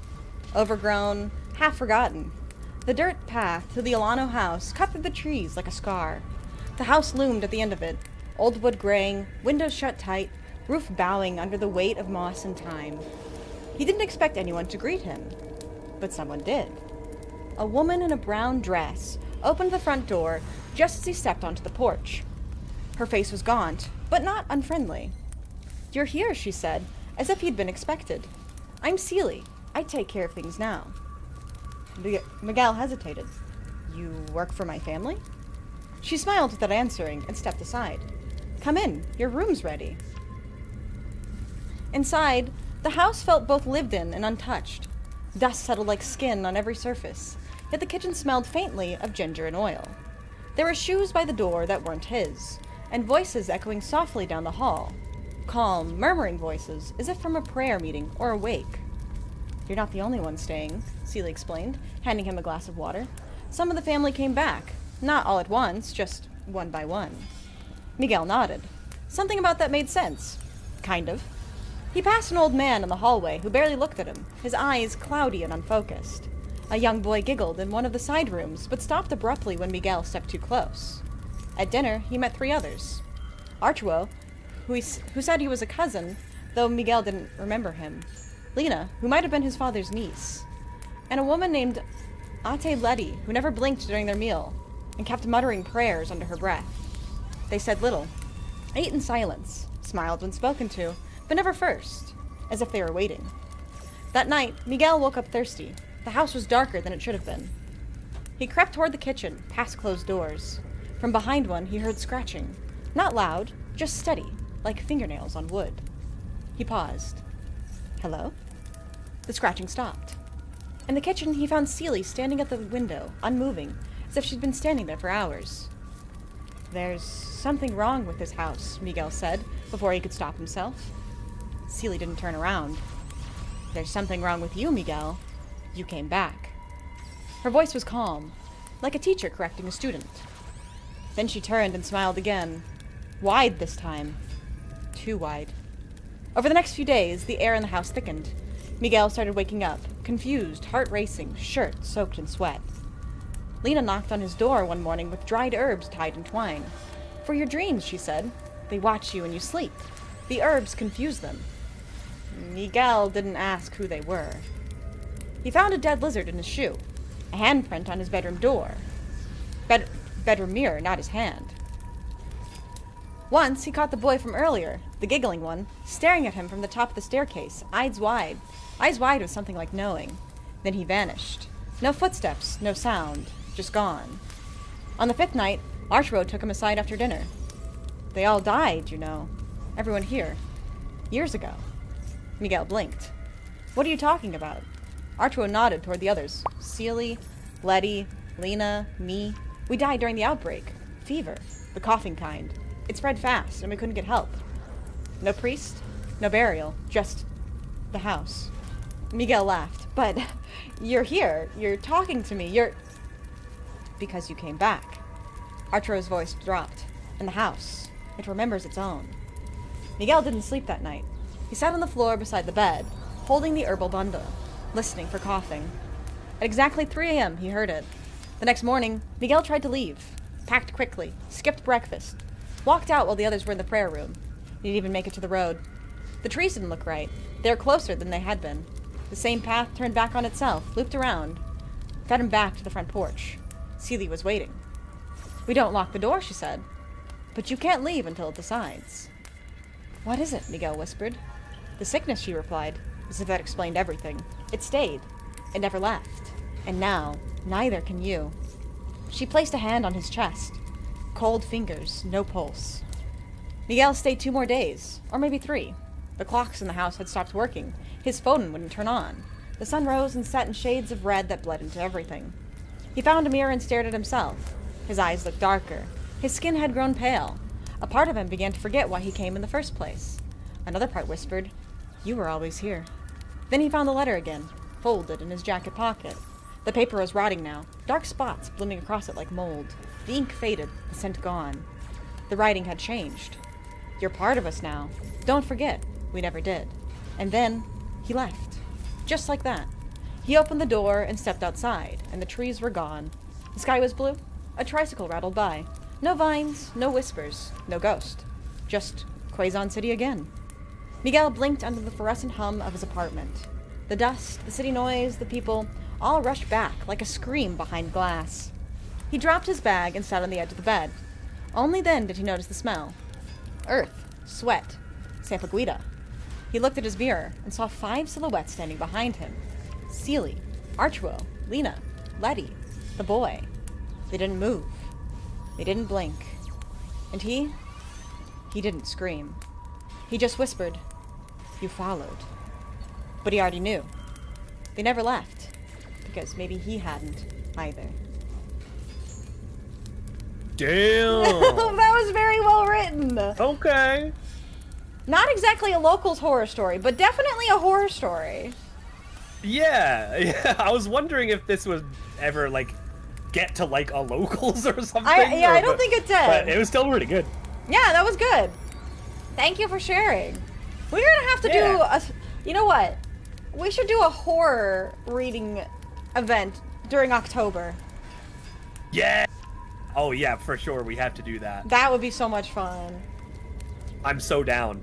Like, we could have people submit... Like, not even... There could be user-submitted stories, but we could also even have people submit, like, their favorite creepypastas and stuff.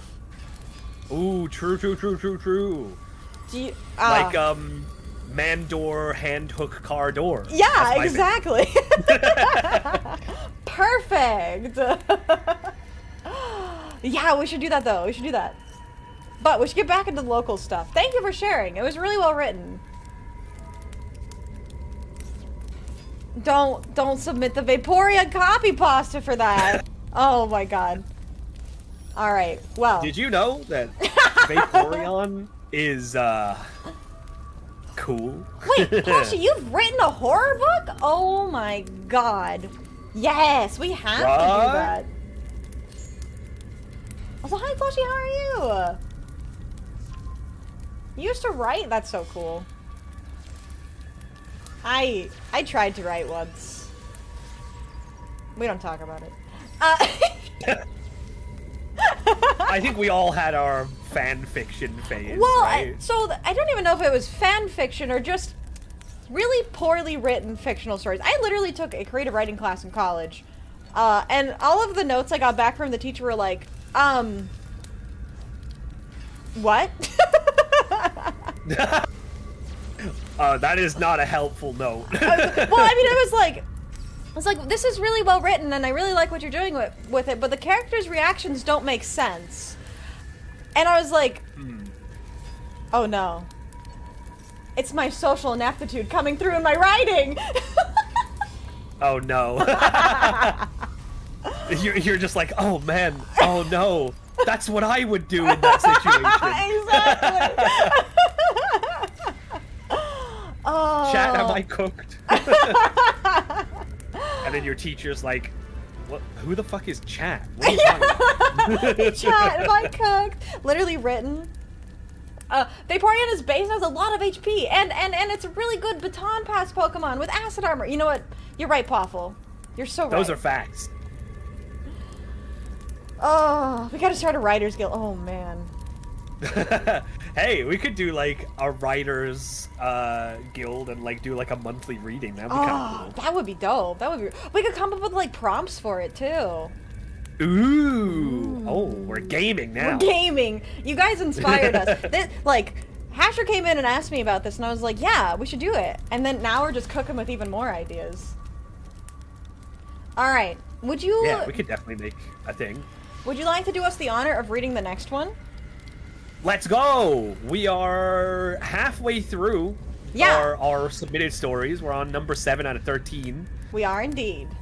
So, we still got a good ways to go. Alright. We're gaming. We are, in fact, gaming. Okay. The year was 2016. On a hill, through some trees, there was a house. Me and many others went almost every weekend to play Yu-Gi-Oh! It was me and my best friend at the time. Let's call him D. The D! The D! Little D! Little D? D? Hold on. Is this a Destiny hero? Destiny hero Blue D? Whoever it is. D was short, with curly hair, who always had a girlfriend, or at least was always banging one. Alright, dude, okay. Sure. Growing up, I watched him through secondary school, and to see him work the girls was like magic. What is this story about? Hello? This is a very different context. Yeah. He taught me a thing or two, and I became second best at getting girls in our friend group of 6. Okay. Fast forward to the time of the story, we were at the usual place for locals. It was a mutual friend of ours' mom's house. He had 2 other sisters. P, who I fancied, and she liked me back, always baked me some sweet treats, including cinnamon rolls. One day, we arrived at the house to play, left our shoes at the door like we always do, pulled out my Lightsworn deck and started to play Who Was There. As time passed, I noticed that their grandmother was also home.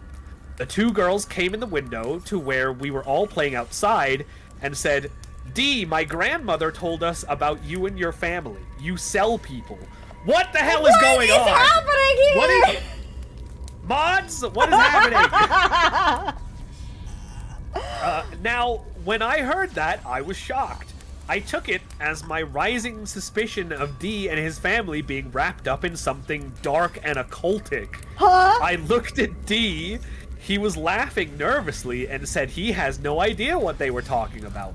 But me, being smart and perceptive, knew that my hunch about him was right, and I knew I had to get the hell away from this place.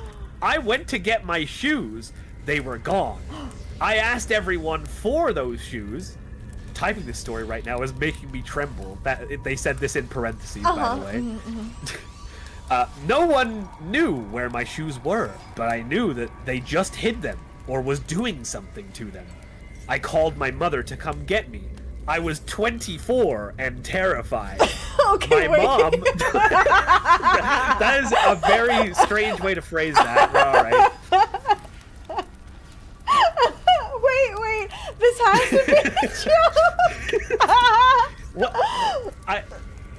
I need to finish this. Yeah, please. My mom heard it in my voice, and she told me she just started to pray at that moment because she suspected D for a while as well. After the call, I came back, and lo and behold, my shoes were right there where I left them. I wasted no time. I got the hell out of there without even saying a word. Met my mother a little bit down the road and gave her a big hug. Everything made sense now. To this day, I still talk to D. I feel like I may have been paranoid about it all, but it is still in the back of my mind to be cautious around him or anyone else who might be or have associated with the occult. That's just generally good advice, I guess. Something protected me every time I was with him or his family, and we were just best friends, so I spend a lot of time with him and his family over the years and was never affected by anything dark. Just couldn't take the chance that day. End story. What? No, chat, you're all getting this wrong. He's not 14 or 16 and 9 and this is deep. He's 24 and this is deep. He's 24 and terrified. And actually very clever and very smart. Who is this? What? Oh my god. Also, I don't know if anyone else watches Loom YGO on YouTube, but this story starts exactly the same way as every Loom video. No, I haven't. Like, the year was 2016. This story feels AI generated? I don't think it does, No, this feels handwritten. So, for context, this is written with absolutely no spacing. Like, there's no paragraph breaks. It is all one paragraph. Yeah, this is all in one paragraph. Also, I think my favorite part of the story was the, in parentheses, typing this story right now is making me tremble. Yeah. Typing this right now is making me tremble. Also, what was the what was the relevance of like his friend and him being good at like getting girls? Like, what? That had nothing to do with the story. We're here for the locals' horror story to pick up chicks. Also, like the locals was at a friend of ours' mom's house. Yeah. This is not a local game store. This is just a meetup at some guy's house. Okay, I do actually know. So, I had some friends. I never participated in these tournaments, but I had some friends that did. They would play HeroClix tournaments. And the guy that would host the HeroClix tournaments apparently had this, like, ginormous mansion that he would invite people to, like, slightly outside the city, and they would drive to his house and participate in the tournaments. I mean, like, I've been to, like, people's houses where they were hosting, like, a small little, like, tournament, like, as a get-together for friends, but, like... I think this was, like, an official like tournament thing. Yeah, it wasn't like an open where people could just, like, come to your house and, like, register for, like, a tournament, you know? Yeah. I mean, small towns, I guess. This is so weird. Yeah, this is such a weird one. The house was local, it counts. I guess. Yeah, I suppose. It's so true. This is a horror story that happened locally to this person, I suppose. Although, like, what was the horror story? Like, he his shoes were suspected missing. that his... Yeah, oh yeah, that's right. His shoes went missing for like 10 seconds. Yeah. And also he had suspicion that his family was human trafficking? What? Yeah, that was crazy. I was like, is this going to go somewhere really where it should not go? But it's like, no, they're selling people into a cult. Okay. Hey, yo, welcome Engage. Mr. Nim Nim, yo, thank you for the raid. welcome to Locals Horror Stories. You just missed a doozy. You did. Hi. And with me I have nofoxweregiven, aka Vixie, aka Fox. We're taking turns reading these horror stories from Locals. I don't even know how to explain this last one we just did, but... So, they had two friends, and they were girls, and they were banging girls, and they stole his shoes, and he was trembling in his boots. Oh. Yeah. They stole his shoes, and it was also not at a local game store. It was at, like, some guy's house, and... I don't know. I think I need a chapter 2 on this. Like, this Honestly. this was I don't even know what to say, to be honest. Me neither. Honestly. Okay, I do actually have a lore dump really quick. So Okay. They're talking about like the cults and like the occult. Actually, I have a lot of experience with this because I took a class on cults and new religions in college. This is not how cults operate. Just... No. I didn't think so. I've never been a part of one, as far as I know, but it... Yeah, no, I didn't think that this would be, how a cult would operate, where people would just come up to you and be like, "Hey, my grandma told me that you human traffic people. Is that true?" Yeah, it's certainly something. Yeah, hi, Earl. Yeah. Okay, let's just move on to the next one. Yeah, these last couple really haven't been the horror stories we were kind of like hoping to get. But we started off. They were interesting reads. Crazy with the sexism and the scamming, and then we got actual narrative fictional stories, and then we got actually I'm very smart and very cool, and I pulled out my Lightsworn deck, and then they stole my shoes. Yeah, I forgot about that part. He was like, "Oh yeah, let's make sure that this story is relevant to like card games." I had a Lightsworn deck, by the way. Okay. Ooh, we got an old one. All right, you ready for this one, chat? So this one takes place in the very early days of Yu-Gi-Oh! Maybe 2003 to 2004-ish? One of our local game shops got permission from a nearby mall bookstore to run Locals after hours. Ooh, after hours, okay. The shop was under construction at the time, and the owner wanted to keep the community alive. Unfortunately, this meant that just about anyone could waltz in and start trouble if they were clever enough, which is what happened that night. Two guys in their teens, roughly my age around the time, just came in to play Locals, but they were loud and trash-talking everyone. Even the youngest of the kids that were there. It was frustrating enough going 0-2, but to hear them the entire time was more gas on the fire. Highlights include one of the two boys loudly exclaiming, "Hey y'all, I got the masked beast!" when he got a trade from a middle schooler. But where it goes into horror territory was when I sat down for a moment. Either I was playing a casual game, or I think I was trading some cards, and I noticed it out of the corner of my eye. Oh no. One of the guys was taking other people's decks, taking rare cards from them, then attempting to trade them for better cards from unsuspecting players. Okay. Oh my god. I noticed the dude do this twice. The second time, we locked eyes. I tried to ignore it, and to this day, I regret not saying something about it. Yeah, no kidding. Up that you saw it happening and didn't say anything about it? Hello?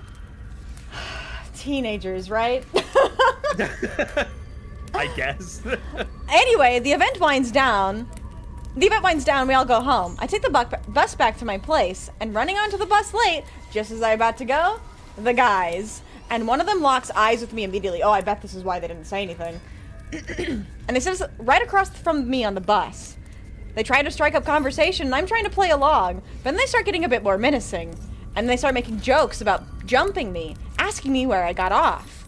One of them suddenly got up and flexed like they were going for a punch. And then did the stupid jock thing of pulling back to make me flinch.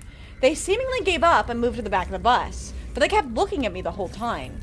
And the jokes about jumping me when I got off the bus kept going. Thankfully, they didn't get off when I did, but I was paranoid for the rest of the night. I never went to Locals or the mall bookstore again, waiting instead for the store to reopen proper. Insult to injury, sometime later at that same mall, at a GameStop no less, some punk wanted to look at my card and straight up stole my ultra-rare Japanese vampire lord. I didn't notice it until I went home, and I think that was the beginning of the end of my time playing cardboard. Yikes. This does not seem like a good place to be. No. Like, what the, like, kind of really fucked up of you to witness all of this happening and say nothing. Don't want to invoke, you know, like, karma, yeah. but, I don't know. I feel like you kind of deserved getting, I don't know, like, what even happened, really? Like, you got evil eyes from some dudes on the bus? I think context would matter here. Because if I had this experience, I might have been scared. Especially because the most important thing here is the fact that this was not really Locals from, like, an official card shop. This was a mall bookstore. So, whoever's hosting it, who knows how old they are. Right. So, I don't know. Maybe I'm doing too much devil's advocate here, but either way, I think both players in this story have a little bit of culpability. Yeah, like, obviously no one deserves to be, like intimidated and, like, jumped, like, on a bus or... No. No, like, honestly, this is, like, two halves, like, that are...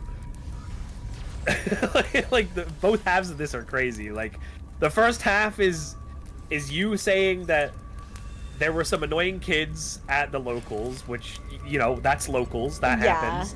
And that some guy was stealing cards out of people's decks and then trading them to other people. That's crazy. You know what? I think I remember something similar to this happened. No. Where, like, someone stole, like, a card from someone and then traded it to, like, another person. And there was, like, a whole thing where, like, the third person who, like, traded for the card and thought that they, you know, just got, like, a fair deal, got accused of stealing it from the persons who it originally belonged to. Oh, so that was, like, a man. whole mess. But obviously, like, they followed the paper trail, and Sure. they were like, oh, you got it from this guy? Okay, alright, well... so, that was something. But, I don't know, dude, like, you know, like, you're a teenager, I get it, but, like, and you do say you regret, like, not saying something about it, but, like, I can't believe... Like, you watched him do it twice. Yeah, and didn't say anything.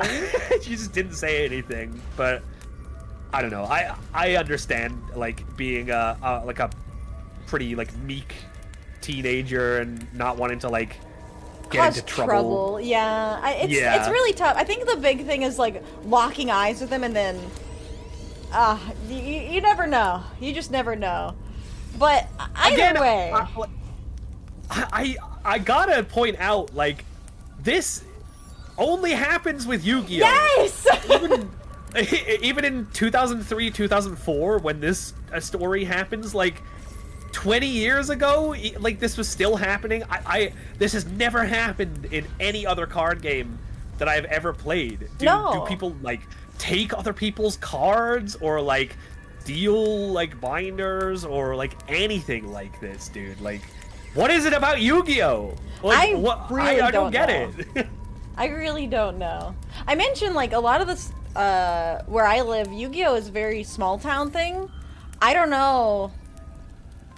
It's just, it's really strange. I don't know. It's like it's small town, or people just, there's a different community for some reason.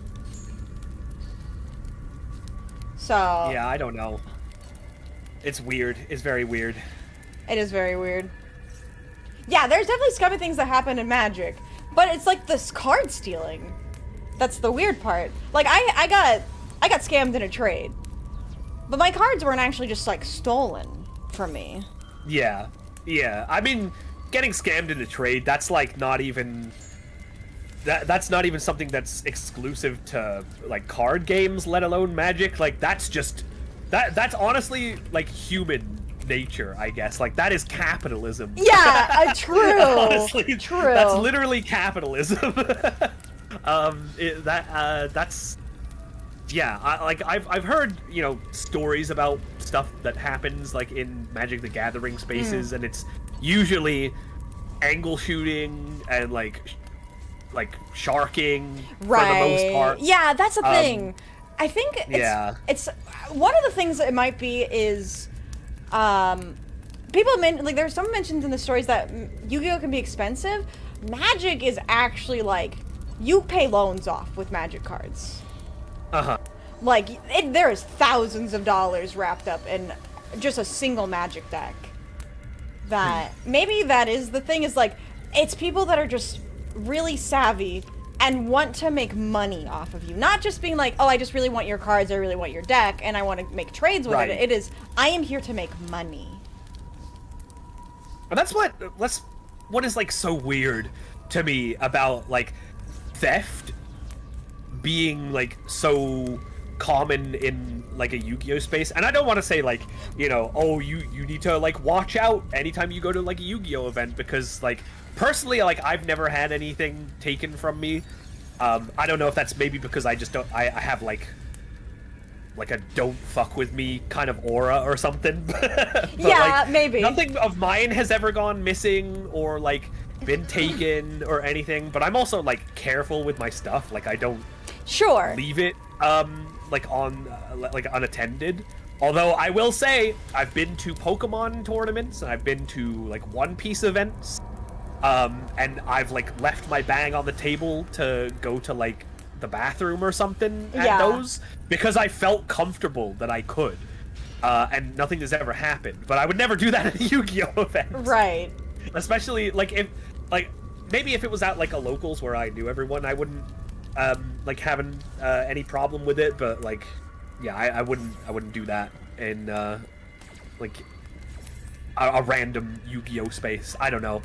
But coming back around to what I wanted to say about it, like the fact that like comparatively to like Magic or Pokemon, like the cards are not worth as much. So why, like if it was like any card game where things might be going missing and like being taken by people, like, you know, to get value off of it, like why would it not be like Magic, where like the cards have like huge like legacy pricing, and like Pokemon where like it's literally a collector's game, like, you know, like there are some cards that have crazy price tags. There's almost nothing in Yu-Gi-Oh that matches up to anything from Magic or Pokemon. Right. It's just like you would think that, you know, like with the price tags on the other games, like this kind of behavior would happen in those, but it doesn't. I don't know. Yeah, the couple things in the chat too. So Nash said that it could be because of the relevance of the cards instead of like the cost. So there's like an environment of pressuring the focus on the exact value, and the whole like fork out for the new meta deck or lose, plus the immense skill curve to play for like deck card stealing, which is maybe. But Gutter also mentioned that Magic scheming is not really card stealing, it's cheating. Yeah, that's what I have heard. Well, and you know why? That is what I have heard. It's because you can make money in Magic tournaments. Right, yeah. So it's that maybe that is the thing. It's like, as a Yu-Gi-Oh player, you're in it for the game. You're not really doing it for the glory, for the fame, for the money. You're doing it because you're really into Yu-Gi-Oh, so why not steal cards to get better? Versus like... Or like, why not steal cards so that you can make some money back on this game that you spent a bunch of money on with no hope of getting any money back from being good at the game. Exactly, but with Magic, it's like, I am literally here to make thousands of dollars. How can I get an upper hand? Oh, I just cheat. Right. Versus, like, I don't need to steal cards to like, have a winning deck. I want to make money.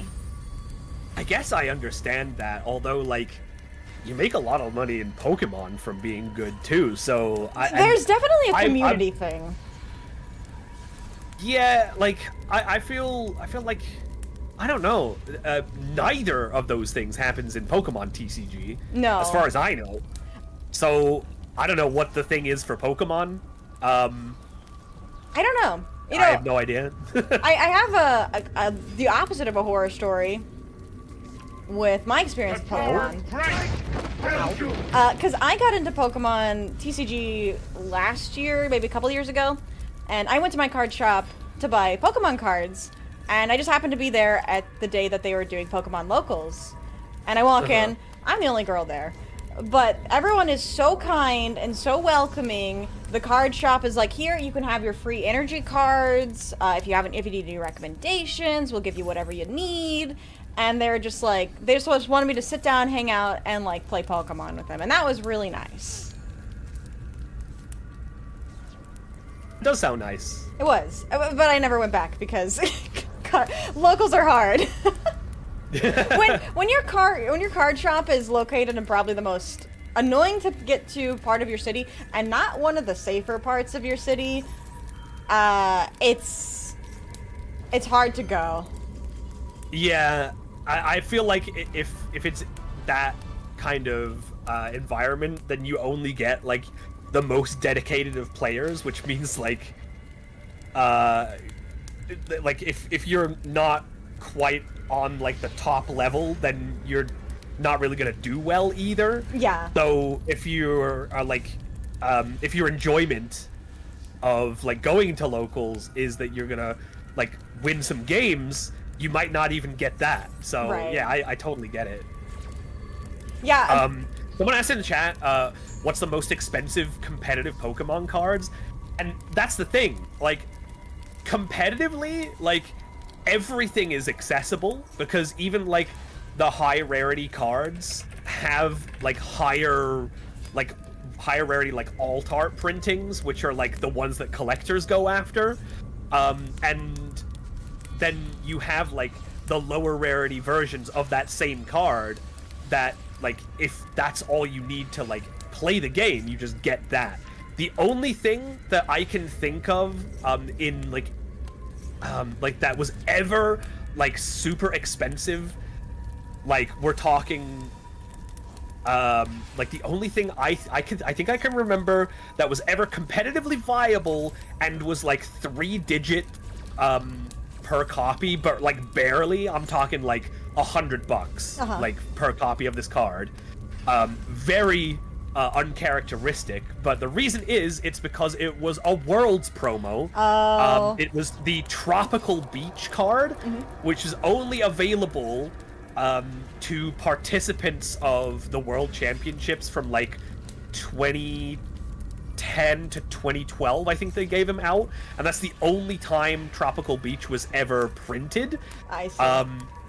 And it ended up being actually like really competitively viable. It's a stadium card where you can draw until you have 7 cards in your hand and then end your turn. Oh, okay. Which was a really good card effect to have for a lot of decks to like help set up in the early game, because you just like wouldn't be attacking the first couple of turns, so you might as well just like draw a whole bunch of cards and then end your turn. Right.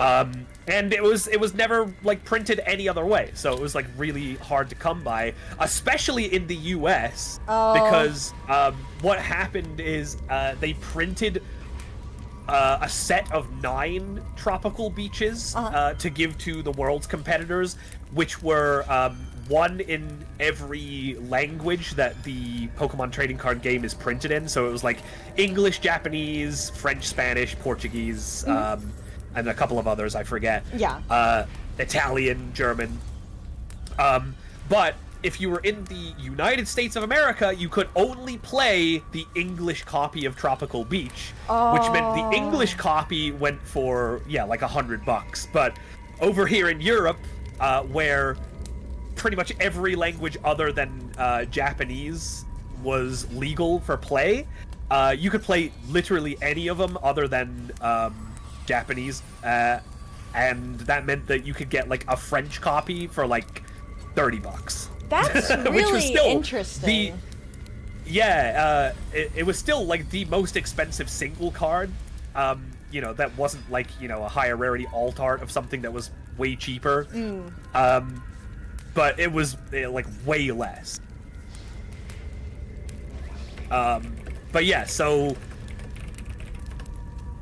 for Pokemon, that is like the top end. And since then, they have never printed a Worlds promo that had an effect that could be like competitively viable. Like after that, they came out with what was it? Champions Festival, which is a stadium that just says if you've like maxed out your bench, you could heal 10 damage from all of your Pokemon once per turn, which is like not good. Yeah. And then they made another one recently where it was just like, I forget what it's called, but the effect of it was another stadium card where the effect was all of your Psyduck in play lose 1 to their retreat cost. It's like something like that just would never be good unless like for some reason they printed like some crazy ass Psyduck. I wish. There was just no way that would ever see play. Man, I wish. But yeah. Yeah, exactly. It's funny how collecting Pokemon is super expensive, but playing it isn't. Whereas for Yu-Gi-Oh, it's the other way around. Yeah. I mean, I feel like if you're a Yu-Gi-Oh collector, you still have to pay more than someone who is playing the game for the most part. Yeah. But like the gap between the two is like huge. It is. It is. Yeah, I had someone. EU lets you use foreign. Gray, do you understand that in the EU there aren't foreign cards? Like, yeah, they're local. Like we are in the region where there are people who speak French, who speak German, who speak Italian. So you have to just let all of the languages of those cards be legal. That's so interesting. Like for example, if you were in Canada, you could play the French version of Tropical Beach. If you had that, which actually meant that the French version was the second most expensive version of that card, because in Canada you could play either English or French, and then US you could only play English, and then if you were anywhere in EU, you could just play any of the EU languages. Yeah, no, that's really cool. The fact that English is the only like accepted language in the US, you know, the biggest loss is card playing, for sure, definitely. Nothing else. Yu-Gi-Oh is the same, I believe so. I think I'm pretty sure it's TCG, like in you could. Yeah, actually, I think in Yu-Gi-Oh you might be able to play whatever language, even in the US. I might be wrong about that. It's been a while since I played Yu-Gi-Oh in the US, so who the hell knows? Not me. Yeah, very fair. I know in Magic you can't play non-English cards, so I assume it's probably similar. Oh, you have to have the translation on hand. Maybe that is how it is. Maybe that is how it is. To be fair, like I said, I you know haven't what? played tournaments. That is right, actually. I remember that because for Yu-Gi-Oh! UK Nationals, I think like 2019, I couldn't find an English copy of Power Tool Dragon that was like a reasonable price anywhere, so I bought a German one for like $2, and then I just brought a translation with me. Yeah, no, I misspoke. That's right. You can, as long as you have the translation, you're allowed to use non-English cards. Right. Oh yeah, that's true. We have the Neuron app now, so you don't even need to like have a translation. You just need to look it up on Neuron to just read the card text nowadays. Yeah. No, I'm just wrong, Chelfa. I'm just wrong. Don't worry about me. I don't play tournaments. I don't know what I'm talking about. But yeah, Obsidian mentioned as well. Talk about real horror stories. Did you hear about Wizards of the Coast sending the Pinkertons? Wait, what? Wait, did you not hear about that?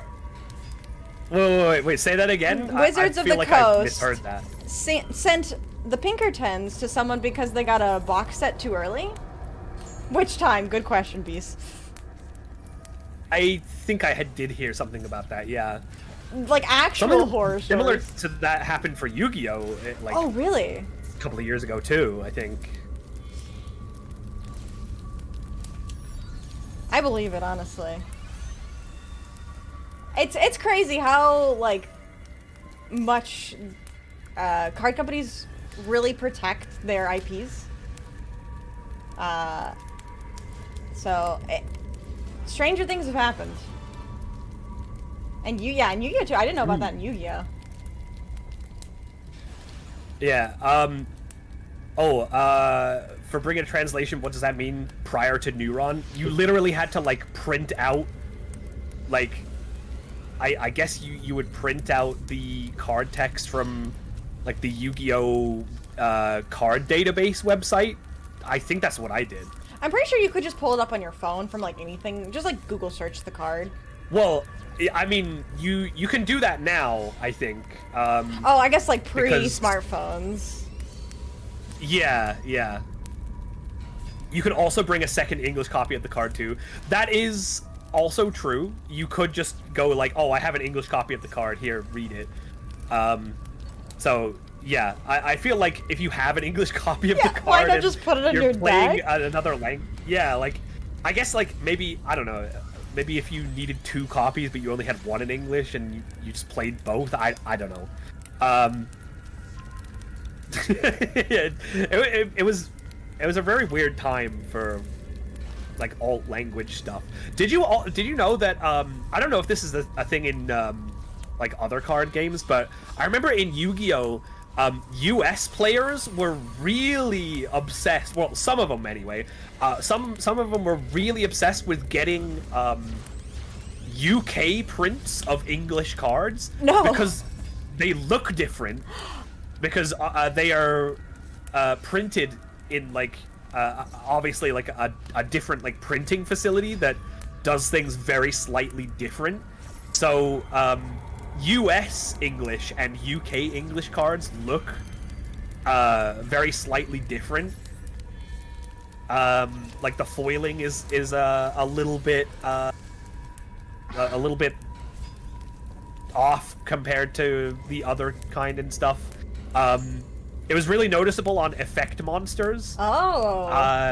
I think I can't remember which way around it was, but I think US English prints were, like, slightly darker, and the UK English prints were, like, slightly lighter. So, like, the UK English Effect Monster cards were, like, kind of a lighter orange color. I've seen that on like Google image searching for cards, and I just noticed there's, like, a significant difference between 2 cards. I never understood why that was. So it's because of the printing. Swiggity says that the EU cards are the darker ones. Okay, I couldn't remember which way around it was, but yeah. So they look better because of the hollows stand out more. I gotcha. I mean, I think it's debatable, to be honest, but I think it's just that it's a grass is greener situation. Probably. Where, like, you see a card and it looks, like, totally different to, like, the hundreds of copies of it you've seen up until this point, and you're just like, whoa, why does that one look so different? I want that. Yeah, that's totally fair. I mean, I think at least for Magic, the only thing that I remember people doing was being like, oh yeah, I have the Japanese print of this card, and, like, waving it around, being like, I'm really cool because I have the Japanese print. But the cards look the same as far as I can remember. Yeah, I mean, I remember that, like, on the playground where kids would be like, oh, I have the Japanese print of this magic cylinder, and it's super cool and awesome. Welcome in, Raiders! Hello. Oh, hi! Hi! Welcome in, Koha. How are you doing? We're just sharing some locals horror stories.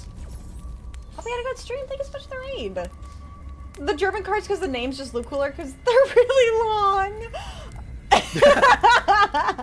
That is true. Oh shit, we got a raid over on this side too. Hi Morgana, welcome. Hello, Raiders. Hello, hello.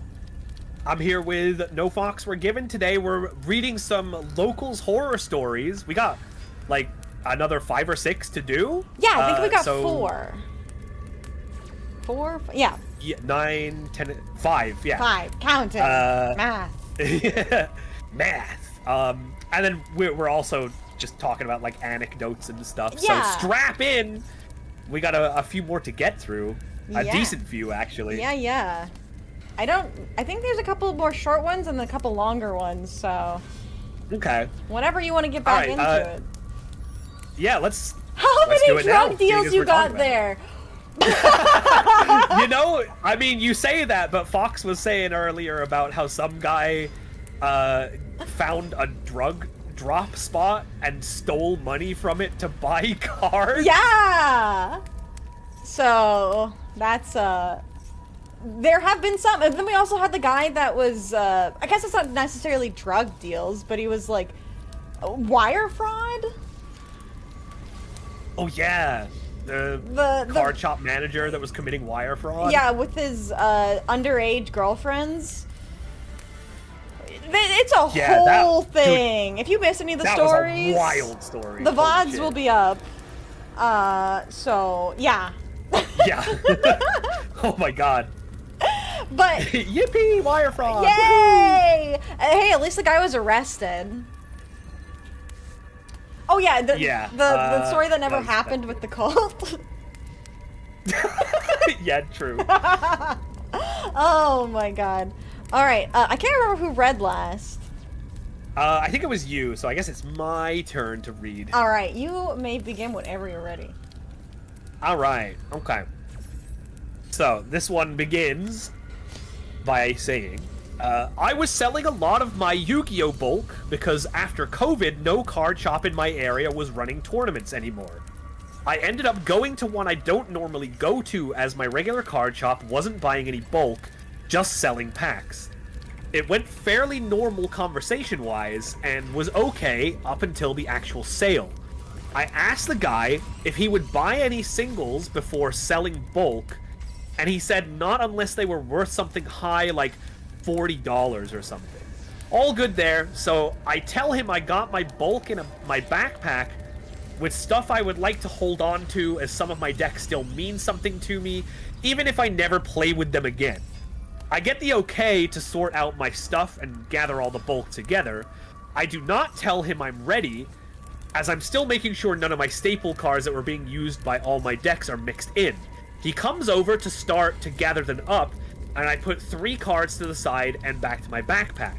This pissed the owner off. I don't think he played Yu-Gi-Oh! Or knew any value offhand, but he thought I was holding out on him and dropped my trade value from 15 to 10. Keep in mind, there's still a few tins full of bulk, and not that he knows it, but I left cards that would give him his money back off a couple sales, not just penny bulk. From that point on, the vibes were fucked, and I just wanted to use my credit and get out.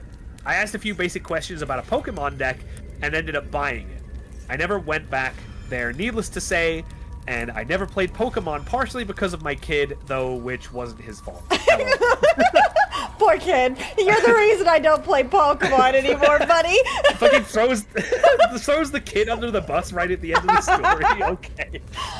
That's crazy, though. Do you have any, like, trade-in stories? Because I have a couple. I've never really traded in a lot of my cards to stores. Smart. You shouldn't. Yeah, I mean, obviously they're not gonna give you like a good deal because they're looking to get cards to make a profit on it. Absolutely. But whenever I've sold cards or like traded in cards to like vendors, it's cards that I just didn't care about. So I just wanted to get value so that I could, you know, trade it in to like get cards I actually wanted. So I didn't care that I wasn't getting a good deal because I didn't want those cards anyway. So yeah, I was just like, you know what? If I'm getting something out of it that I actually want, then so be it. I don't mind. I think that's totally fair. Because, I mean, that's the thing, too, because card shops, I was a teenager. I was trading in bulk and stuff to get money to buy cards that I wanted from them. I put all my cards out, and it was like thousands of, maybe not thousands, but it's probably hundreds of cards that the store owner, or not the store owner, but one of the employees was shuffling through, and he's going through, and he's pulling out cards that he's finding as he goes, and in the middle of it, he finds a misprint card. Now, I'm really, really new to cards, and I've never sold cards before, but I ended up selling that misprint card to the card shop and probably losing a lot of money in the process. Oh, man. So... That sucks. For those of you who know, it was a misprint Lightning Bolt in Magic, which is a very good card. So, that happened. That's one of the things is, like, you go to the card shop and you make friends with the owners, the employees, but they are still there for a profit. So, there's, there's a certain amount of... You need to make sure you are being careful about what you are giving them, and what is actually worth it. So, probably would have made a lot more money if I had sold that, but I was like 15 years old. I didn't know. So. Yeah. I guess I remember, I don't know what came over me to do this, but I remember I bought a copy of, what was it? This was, I don't remember why I had this much money. I think I must have, like, had birthday money from, like, my grandma or something. Mm-hmm. But I bought from one of my friends on the playground a copy of XYZ Dragon Cannon for $20. Which is not worth it, like, at all. I think this was, like, before I even, like, really, like, played Yu-Gi-Oh! Like, I think I hadn't even gone to, like, a card shop at this point. I just, you know, had cards and played on the playground with my friends, like, kind of thing. And yeah, I don't know why I wanted this card so bad that I was just like, oh yeah, $20 for this, like, ultra rare card. That sounds like a thing that's real, right? Surely. And I don't think my deck could even summon it. No! So. That's the worst. But I was just a very little guy at that point and didn't know shit about shit, so. Yeah, I mean, that's how it goes, right? That's how it goes. Yeah, the card looked cool, you would have done the same thing. Exactly, card looks cool. I want it.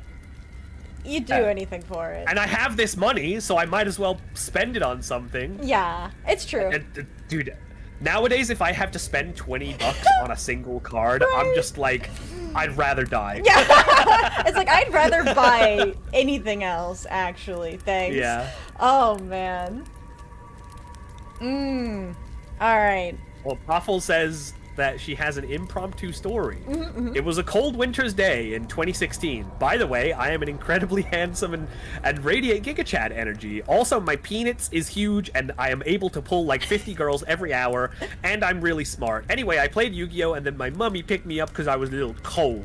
The end. Yeah. No! No! You were cold? No! I hope that you got some hot chocolatey milk to warm you up. Yeah, that's the best way. Warm chocolate milk.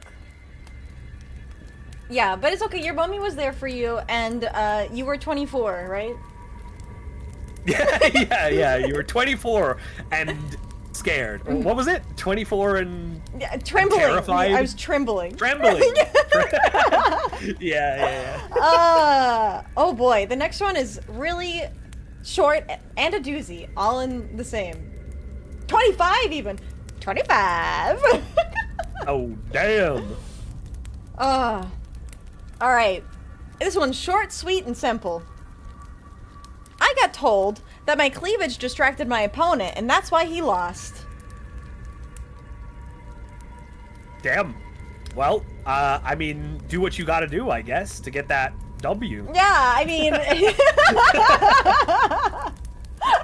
Dang. You girls, you have so many buffs. Yeah, the free cards. You get free wins from cleavage, free cards. You get sexually harassed. Yeah, you get accused for sexual favors. Right, yeah, exactly. It was you as your pecs? So many buffs. It's crazy. Yeah. Hasher, have you ever had that accused of you before? Accused of having huge pecs? Yeah. Your cleavage was so distracting that your opponent lost. You know, I haven't, but maybe I should try and employ that. Yeah. That's a new strategy for me. Yeah, just wear a low-cut wife beater. I'm sure it'll distract your opponent. Mm-hmm. Yeah, for sure. They won't be able to keep their eyes off. Okay. So I mentioned I had a couple horror stories myself that were actually horror stories. Uh-oh. This one all right, reminded me of it. My body is ready. Your pecs are ready.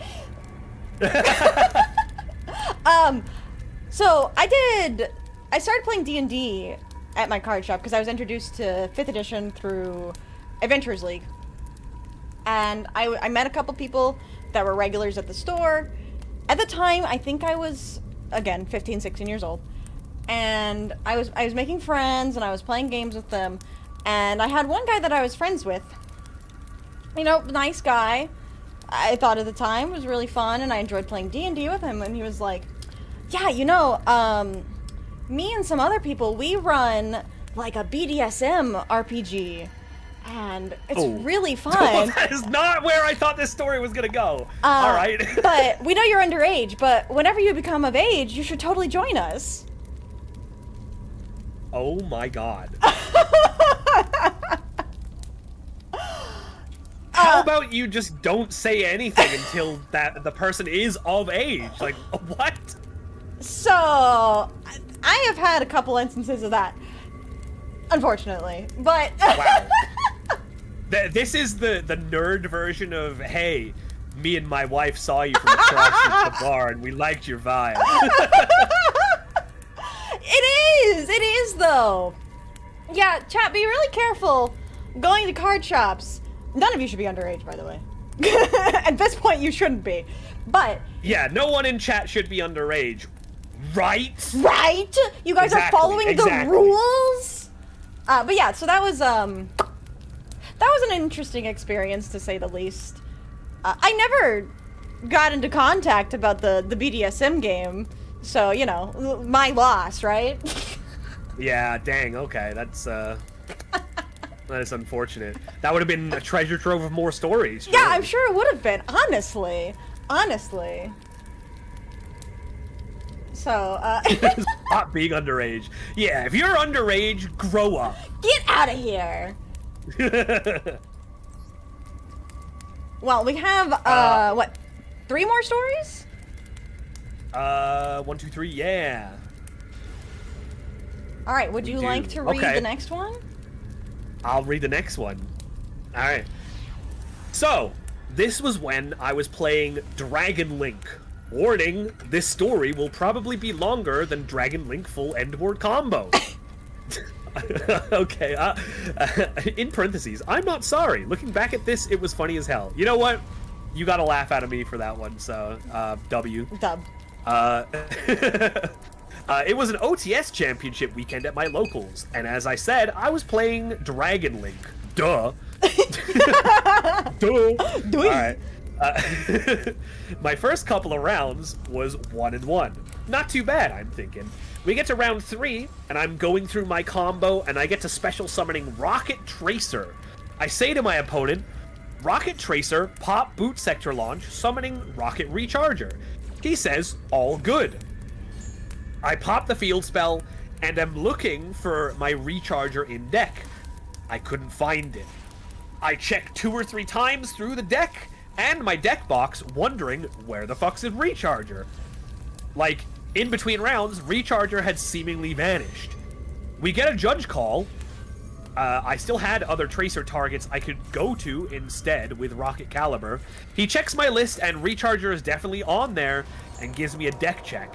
After the check, he says, normally, this would just be a game loss for not having the declared target in main, but some of your cards were also upside down, so I will have to upgrade this to a match loss. Ooh. What? Ooh, that's a little harsh. That's crazy. That is, I mean, like, technically, yeah, you do have to have all of your cards, like, facing the same way, because that can be seen as, like, marking cards in your deck. But I don't know, man. Like, this is clearly, like, you know, like, yeah, the guy has like an illegal deck technically because they've misplaced a card, but I don't know, very harsh for the judge to upgrade this to making this a whole match loss. Like, Yeah. that's crazy, dude. That is. I guess it's like 2 offenses, like- but Yeah, but like, I don't know. Like, it's all obviously it's down to like the individual judge's discretion, but like, you can kind of tell that, you know, like, this is clearly like, you know, not a good situation for this person. They've misplaced a card, and they're gonna get a penalty for it. If I'm the judge, I don't go, hey, you've also like got this like violation that I've noticed that, you know, might not be intentional. So, like, if that's me, I'm not gonna be like, listen, this is like 2 like infractions at once, so I'm gonna upgrade it. I just like, I would just be like, hey, put all your cards like the same way up in your deck, and you know, go like, next. Go to the next game. Yeah, exactly. So yeah, it's also unfortunate that you declared what you wanted to summon before actually doing it. Oh, is because that is something not you should something do? that, yeah, well, yeah, it's not something that you need to do because it doesn't target the card in your deck that you're about to summon. All you're doing on the activation of that effect is, I don't even know if you target the boot sector launch. I think you do target the card that you're going to destroy with Rocket Tracer, but summoning something happens at the resolution of the effect. So you don't even need to say like, oh, I'm going to pop boot sector launch and I'm going to summon Rocket Recharge. You just go Tracer effect, target boot sector launch. I response. see. And then So you search it- with no response. Yeah, and then so if you had done that in this situation, you would have gone through your deck and you would have been like, shit, Recharger isn't in here. I guess I'll summon the Rocket Caliber instead, and then like later on look for the Recharger. Yeah. And then the opponent wouldn't have anything to call you up on. Although I guess like technically that's not being like 100% honest. Like if you were 100% honest, you'd be like, hey, one of my cards is missing, which means I have an illegal deck. Yeah. So we should probably call a judge. So I mean, yeah, like it is. It's unfortunate that you kind of like got yourself into this situation. But if you're being 100% honest, then probably should have. Like either way, you call a judge over. Just like you're in round 3. yeah, exactly.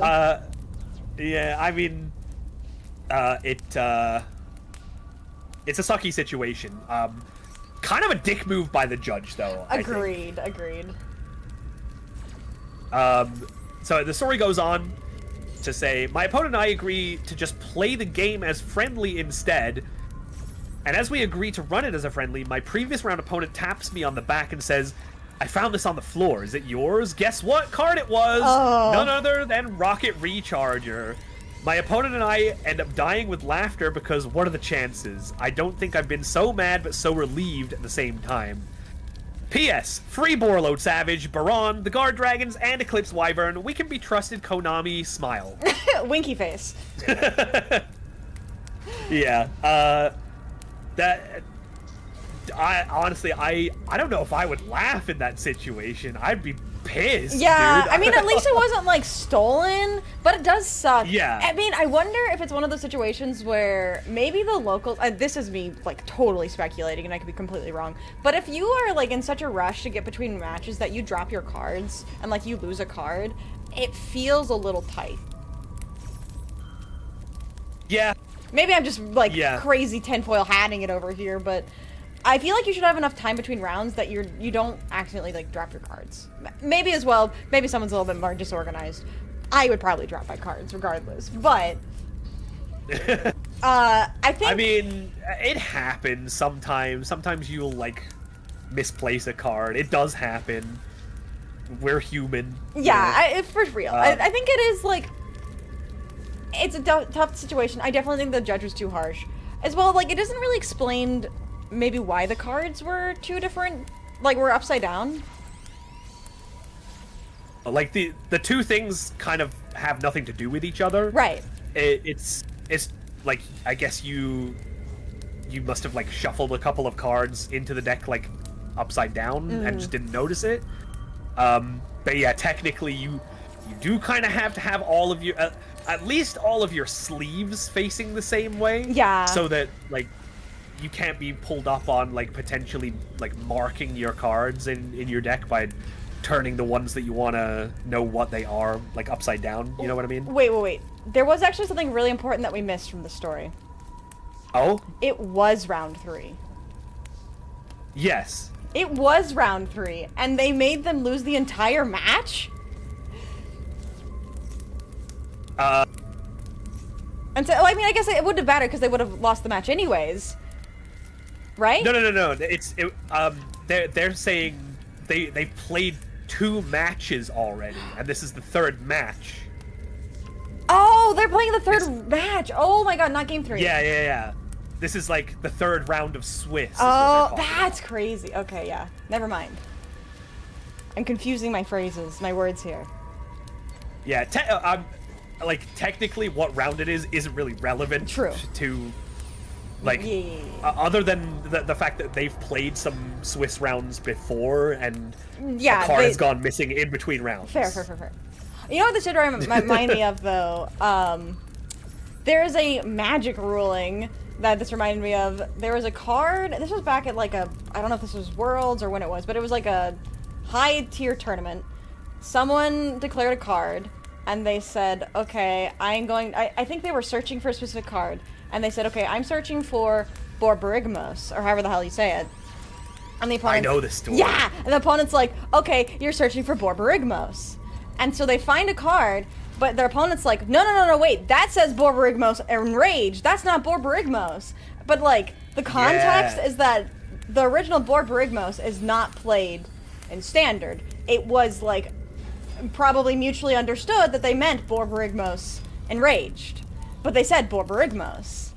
And so... Yeah, I remember this. It was, it wasn't like that they were searching for it. The opponent played basically... A pithing needle, for I any think. of our... Yeah, pithing needle, yeah, which is essentially prohibition for any Yu-Gi-Oh! Heads in chat. The opponent basically said, prohibition... Blackluster Soldier. Fully knowing that they meant Blackluster Soldier, Envoy of the Beginning. However, since there is a card called Blackluster Soldier,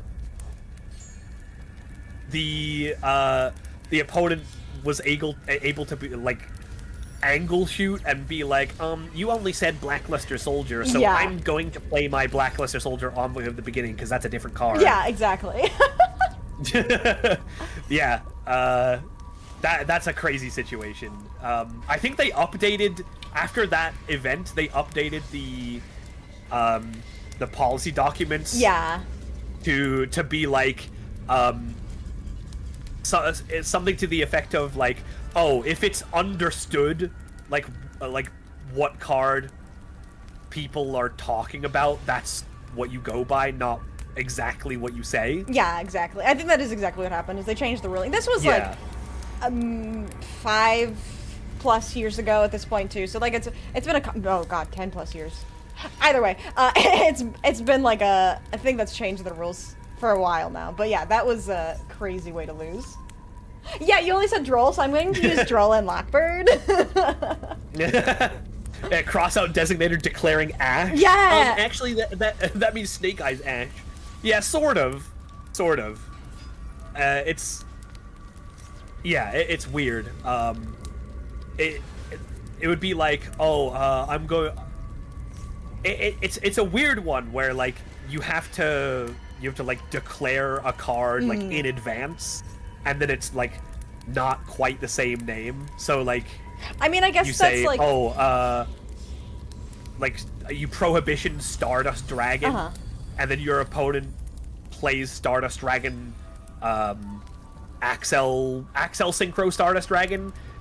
And that's the one that you like meant, but technically there is a Stardust Dragon that's just called Stardust Dragon, and it's like a whole thing. So you have to be clear about like which one you mean, but you don't need to know the full name, kind of thing. Yeah, that's I guess the benefit of Master Duel. You have to type in the one and then choose the specific one you want.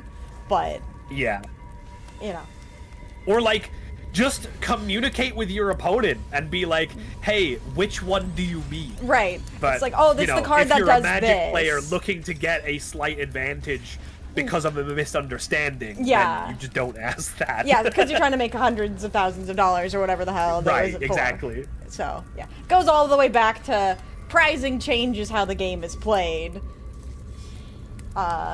So. Don't ask me to name a Mitsurugi card. Yeah, me and Ancient Warriors cards too. Right. I'm like, I don't know the names of those guys. The freaking blue one. I don't know. Oh man. Yeah, fun times. I don't know. We got a couple more here though. All right. You ready for the next one? I'm ready. All right. So this one says. Not a super salacious story, but some people might find it relatable. And I want to say that the guy I'm going to talk about seemed like an alright dude, when not in the middle of a game of Yu-Gi-Oh! You know the type.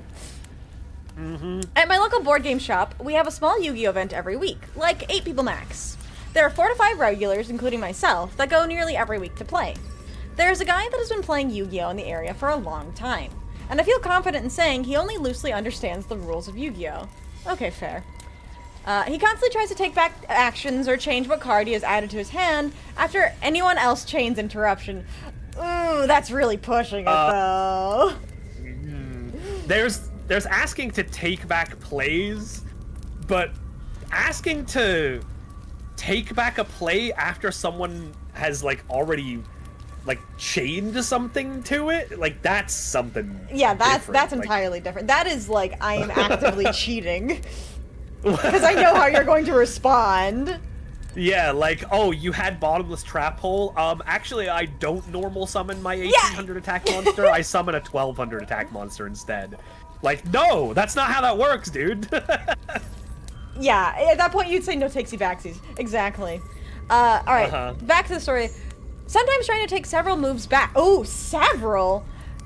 Ooh, also, he does not tough. understand how chaining effects work, nor understands basic rules like tribute summoning being a normal summon. Okay, I have to stop again. Does he not know, or does he pretend to not know? Because at this point it feels That's like a good question. this is intentional. Because the next line says, so he also seems to not understand activation orders or chain blocking. He will misunderstand effects he's seen 100 times.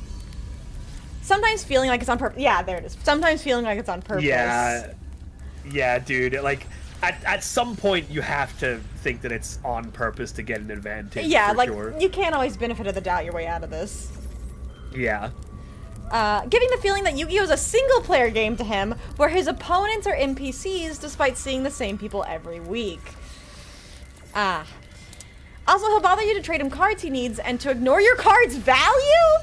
Wait. Okay. But when you want to trade for one of his cards, he obsesses over the value.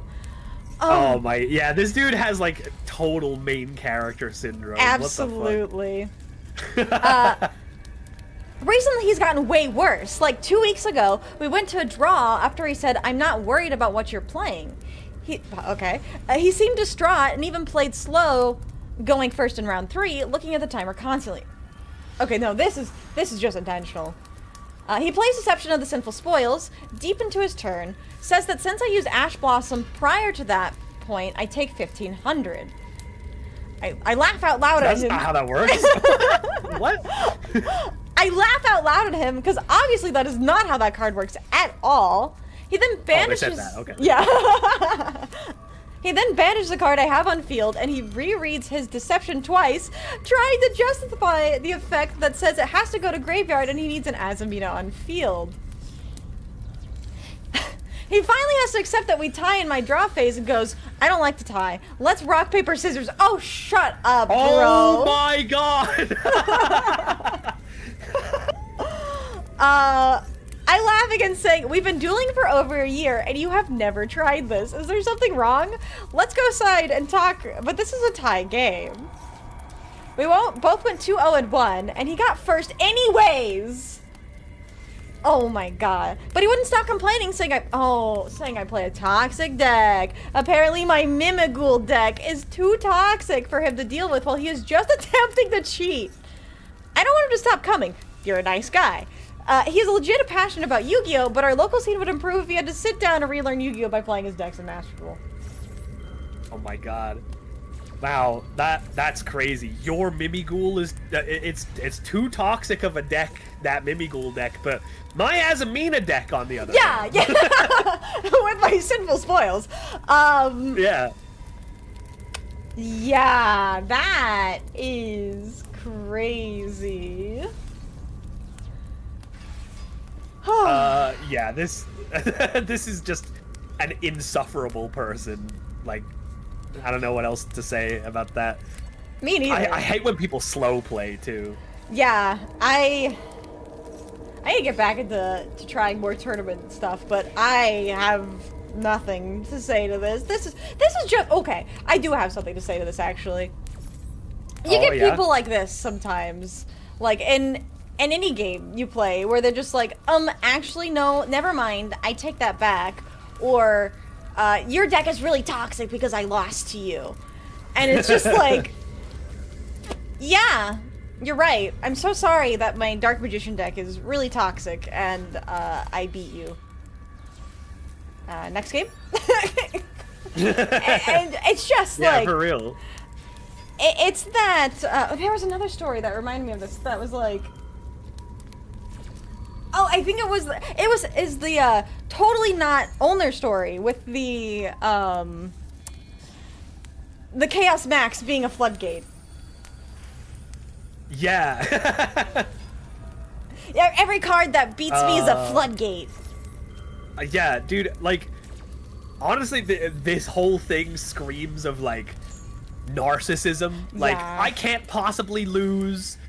I have to take back plays because I wouldn't make those plays because they're bad plays. And also, your deck is toxic and I deserve to win.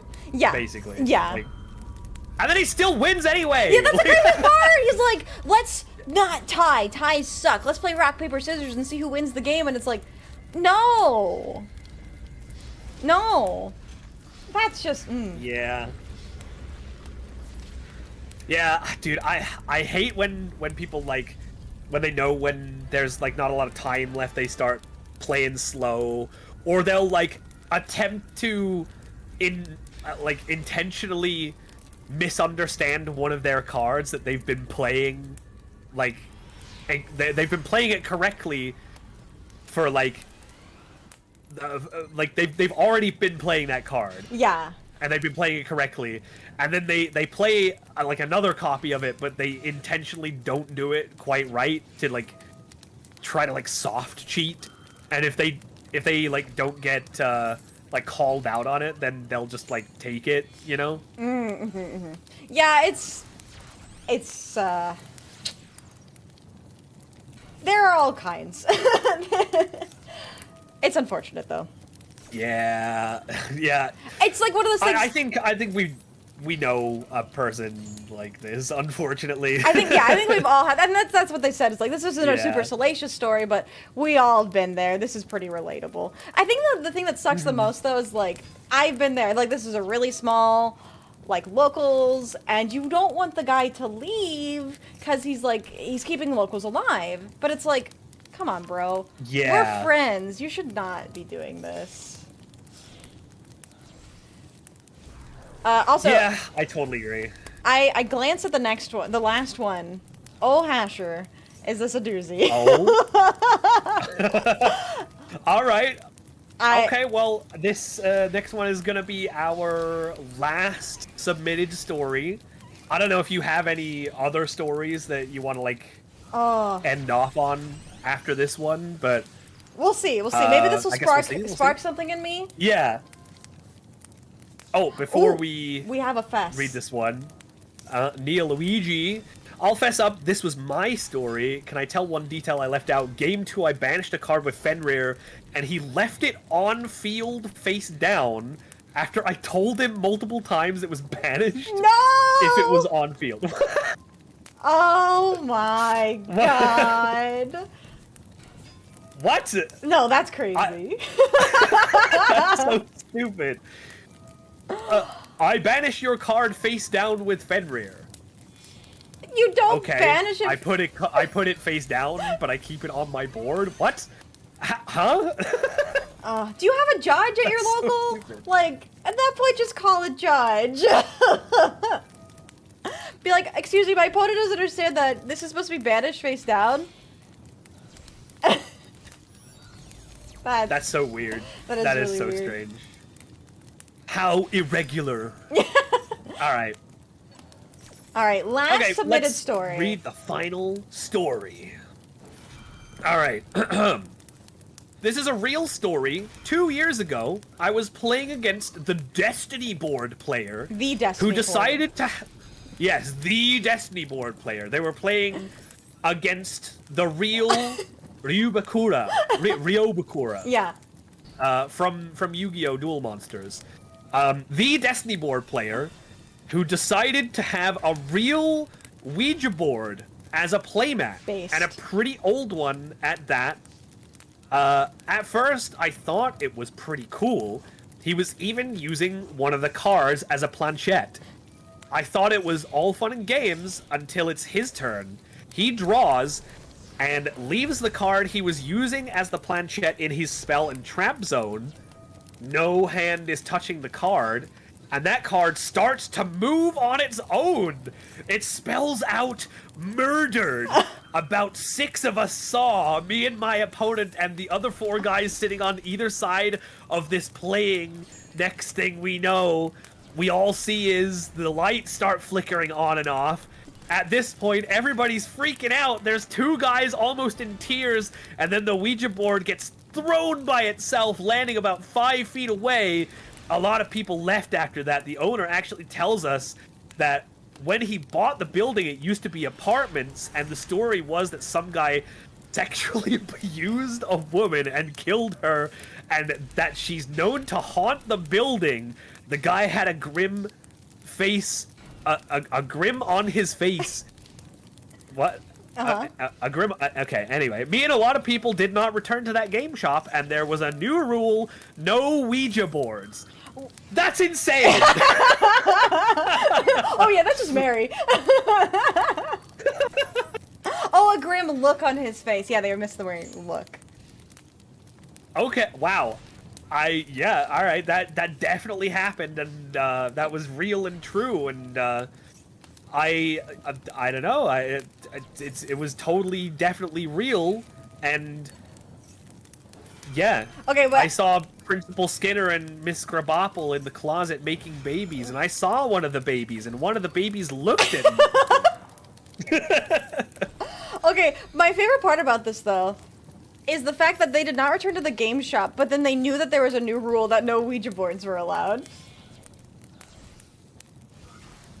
It's a good rule, probably. I mean, you know, if this happened, then I think that is a pretty decent response. No Ouija boards allowed going forward. Yeah, I'm sorry. We don't want that to happen. We don't, as Grace said, we don't want Mary talking to people here. Stop, Mary. It's not the time. Yeah, Mary, stop trying to backseat me. I'm doing my full combo right now. You died in 2016. All you know is freaking Boojin, all right? Only Wario boards allowed. Oh, God. No Waluigi. No Luigi board. No Luigi boards. Oh, God. Gregnant. Gregnant? Yeah. Oh, my God. So the best part about this story is that it was real and true and definitely factual. I mean, but I appreciated it. It you know what? It was actually written in a very like engaging way. Yeah. So I think this was a great one to end on. Honestly, it's a great way to wrap it up. An actual locals horror story, factual as well, I'm sure. Yeah, a real lived experience of someone from chat. Really fun. Honestly, I think just the thought of having someone having a Ouija board as their playmat is pretty cool. Probably would... I think that's pretty sick, actually. Yeah, that's a really fun idea. Although, as soon as we start using a card as a planchette, I'm sure a judge would be called for, like, moving zones without, you know... No mech knights here. Well, I just assumed it was, like, a card... Like, you know how, like, you put your hand face down on the board when it's not your turn? I figured it was just that. Like, it was a card that's technically in hand, and they were just, like, moving it around, like, face down. Oh, maybe that is true. Maybe that is true. Honestly, I did get a little bit bamboozled. I thought this was going to be a cheating story, because when they said, like, oh, they left a card on the board face down, I thought that it was going to go on to be, like, the dude tried to tell me that, like, no, the card was definitely always on the board, and lo and behold, it was, like, the one trap card that would, like, win in this situation, or some shit like that. But no, it took a sharp right turn from that moment. Okay, but imagine it was like a cheating situation where it's like, oh, the card moves on its own and it just moves to the perfect zone. It's like, oh yeah, Imperm was in that column the entire time. Oh yeah, definitely. Oh true, yeah. Oh, man. The real question, what was that lying board guy playing? He was the Destiny board player. Yeah, the Destiny board player. Yeah, so I'm assuming he was playing Destiny board. That's just my best guess. Wait. I really should have been sober when I wrote this, not high off my ass retelling this story. What do you mean retelling this story as if it actually happened? Oh... You were not recalling this from the recesses of your brain, mind, okay? You weren't retelling this. The only way you were retelling this is if you had told this story before. Swear to God. Oh, my bad, bro. Now I believe you.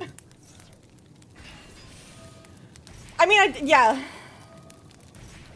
I think, a fun story. Regardless, a very fun story.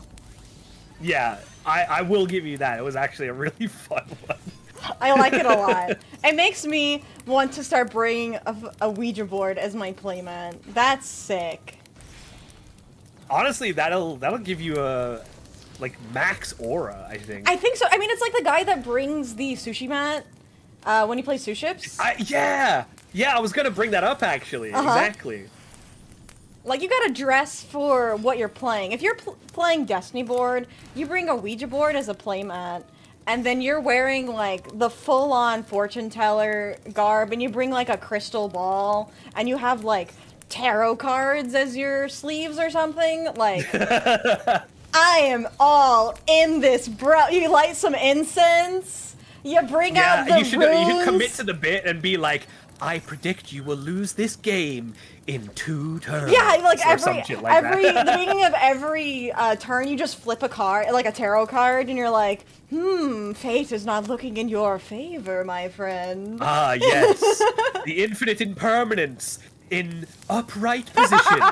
This bodes well for me. Oh my god. Oh, well, there was one. Wasn't there a story that we got that was like, it was the narrative one that was like, it seemed like a shadow game because they had been there and they're like, you never officially left the game. Oh, yeah, that one was funny. That was fun. You could do that. I could do that. I wish Destiny board was playable. I would do that. Yeah, that's the thing. Yeah. I gotta play my my final card, not my death card, my final card. Yeah, this was really fun. This was a really fun idea. It's made me think of some fun things that we need to try. And I think Rio said we should try this again at some point. I definitely think so. Yeah, I think so too. This was so much fun. I think also now that people understand what we were kind of like looking for in terms of like submissions as well. Yeah. Like we'll probably, it probably will get more people to get involved. Yeah, I think so too. And I think even being in like the adjacent ones, like the fighting game story, I think it was totally like appropriate. Just like hobby. Yeah, I enjoyed that. Just like hobby stuff.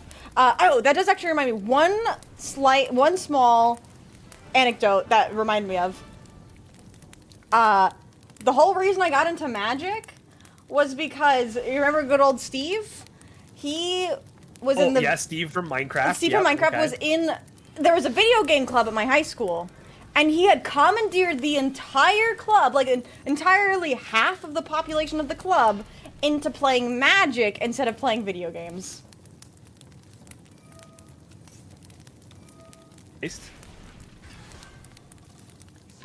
Aura, I guess. Yeah. So, you had a fighting game one, but you didn't want to submit because it wasn't card or game or tabletop related. I think just being hobby related, like fighting game stories, I think were totally relevant. Is this bad? No. Like, I guess like naming it locals horror stories maybe like didn't sell it. Yeah, maybe hobby horror stories. But even I guess hobbies could also be like, oh, my doll painting profession. But honestly, yeah, but I would want to hear about that. I would too. I was like, hold on. In the doll painting community, I want to know about it. Me too, actually. Please tell me about the time you got scammed for buying a repainted Monster High doll. Oh. Yeah, I think that would be sick. Honestly. Yeah. Oh God. I could share my horror stories is just like a name that I felt like rolled off the tongue, but I guess it does sort of like carry some weight as like, oh, we really just want stories that happened at a local game store, which, yeah, we in the like description we said, oh, it doesn't have to be. Yeah, I guess it kind of like just limited to that, but yeah. Next time hobby horror stories. Hobby horror stories, I think, is probably the best way. Because I could share my my horror stories with model horses. Yo? Model horses? Yes, I was one of those kids. Like hobby horses? No, like replica, like I don't know, 1/16 size. No, that's too big. Like 1/32. Like actual like model. Yeah. Okay. I was in that scene for like a decade. Wow. Okay. No, there's like whole stories about it because people would show their model horses. Next time, chat. Next time. Do you still have them? I still have some of them. I do. Oh. Okay. Yeah. Okay. Next time, hobby horror stories, and we will extend it to like models and other things. Yeah, for sure. And I'll have to think if I have any more stories about Albaz, and I guess about about non-Albaz stories too. But hobby horse story. I broke I'm a sure... tiny piece of my gunpla. Oh no. No. Terrible. It was in your shoe, super glued together. Now your gridman has a loose part. Let's go. At least you found it. Let's go. And that's like losing Lego pieces too. That stinks. Oh, Lego hobby. Okay, anyways. We need to wrap this up eventually. As much fun as this was. Yeah. Oh, man. I do, like, we should do, like, writing prompts at some point. That sounds like so much fun, too. Because I really like having, because there's, like, art, people do, like, art competitions, but I don't think anyone's ever done, like, writing competitions. Not that I've heard of, no. So, like, I don't know. Think about it, Chad. Think about it. Yeah, that would be fun. And I guess if y'all want me to do more dramatic readings of stuff, then I guess I'll just have to let you guys let me know what you want me to read. Yeah, absolutely. We need to think about that because like October is quickly approaching. It's 5 months away. That's less than half a year. Oh my god! Don't even say that. I still think that it's like a few weeks into 2025 in my brain. I can't believe we're already, like, in May. It's okay, Hasher. You know what I did today? What'd you do? I took down my Halloween decorations. Oh my god! It is closer to the next Halloween. You might as well just leave them up at this point. Hey, I gotta get my summer stuff up. I gotta have, like, it's gotta be an event to put up the Halloween decorations. You know? Yeah. Understandable. But anyways, this was really fun. I really appreciate you contacting me to do this because I really, really enjoyed this. Me too. I don't really know like what all like gave me the idea for it, but it came to me in a dream. Except it wasn't a dream. It was maybe a daydream. Yeah, shower thoughts. Brought it to me. Yeah, shower thoughts. I was showering. Which is a thing that Yu-Gi-Oh players should do. A lot of you in chat should definitely do. And I was just like, hey, you know what? This would be a really cool thing to do with Vixie. This would be... I think this would go awesome. This was so much fun. And it did. It was. Yeah. It did go awesome. And I hope you guys in chat enjoyed it too, because there might be more sometime in the future. In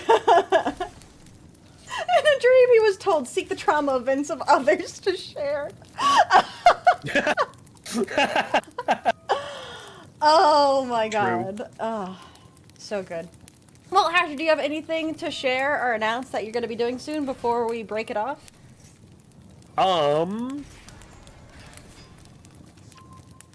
Not anything huge or massive on the horizon. I'll be streaming some Dice Rally tomorrow. That's fun. Let's go! Yeah. Yeah. I will be doing Magic tomorrow, so if you guys have more Magic stories to share. But yeah, other than that, I think that is all that's really going on. Apparently my air conditioner is fixed now, so that's good. That is good. It is getting to that time of year where you're going to need that. Yeah, I'm glad. I'm glad. But thanks so much for inviting me. Thank you so much for the idea, Hasher. Thanks so much for joining us. If you guys haven't... Yeah, thanks for joining me. Already, please make sure to go give Hasher a follow. We like the Dino Boy. We love the Dino Boy. It's always so much fun to hang out, and I'm glad to have you back streaming.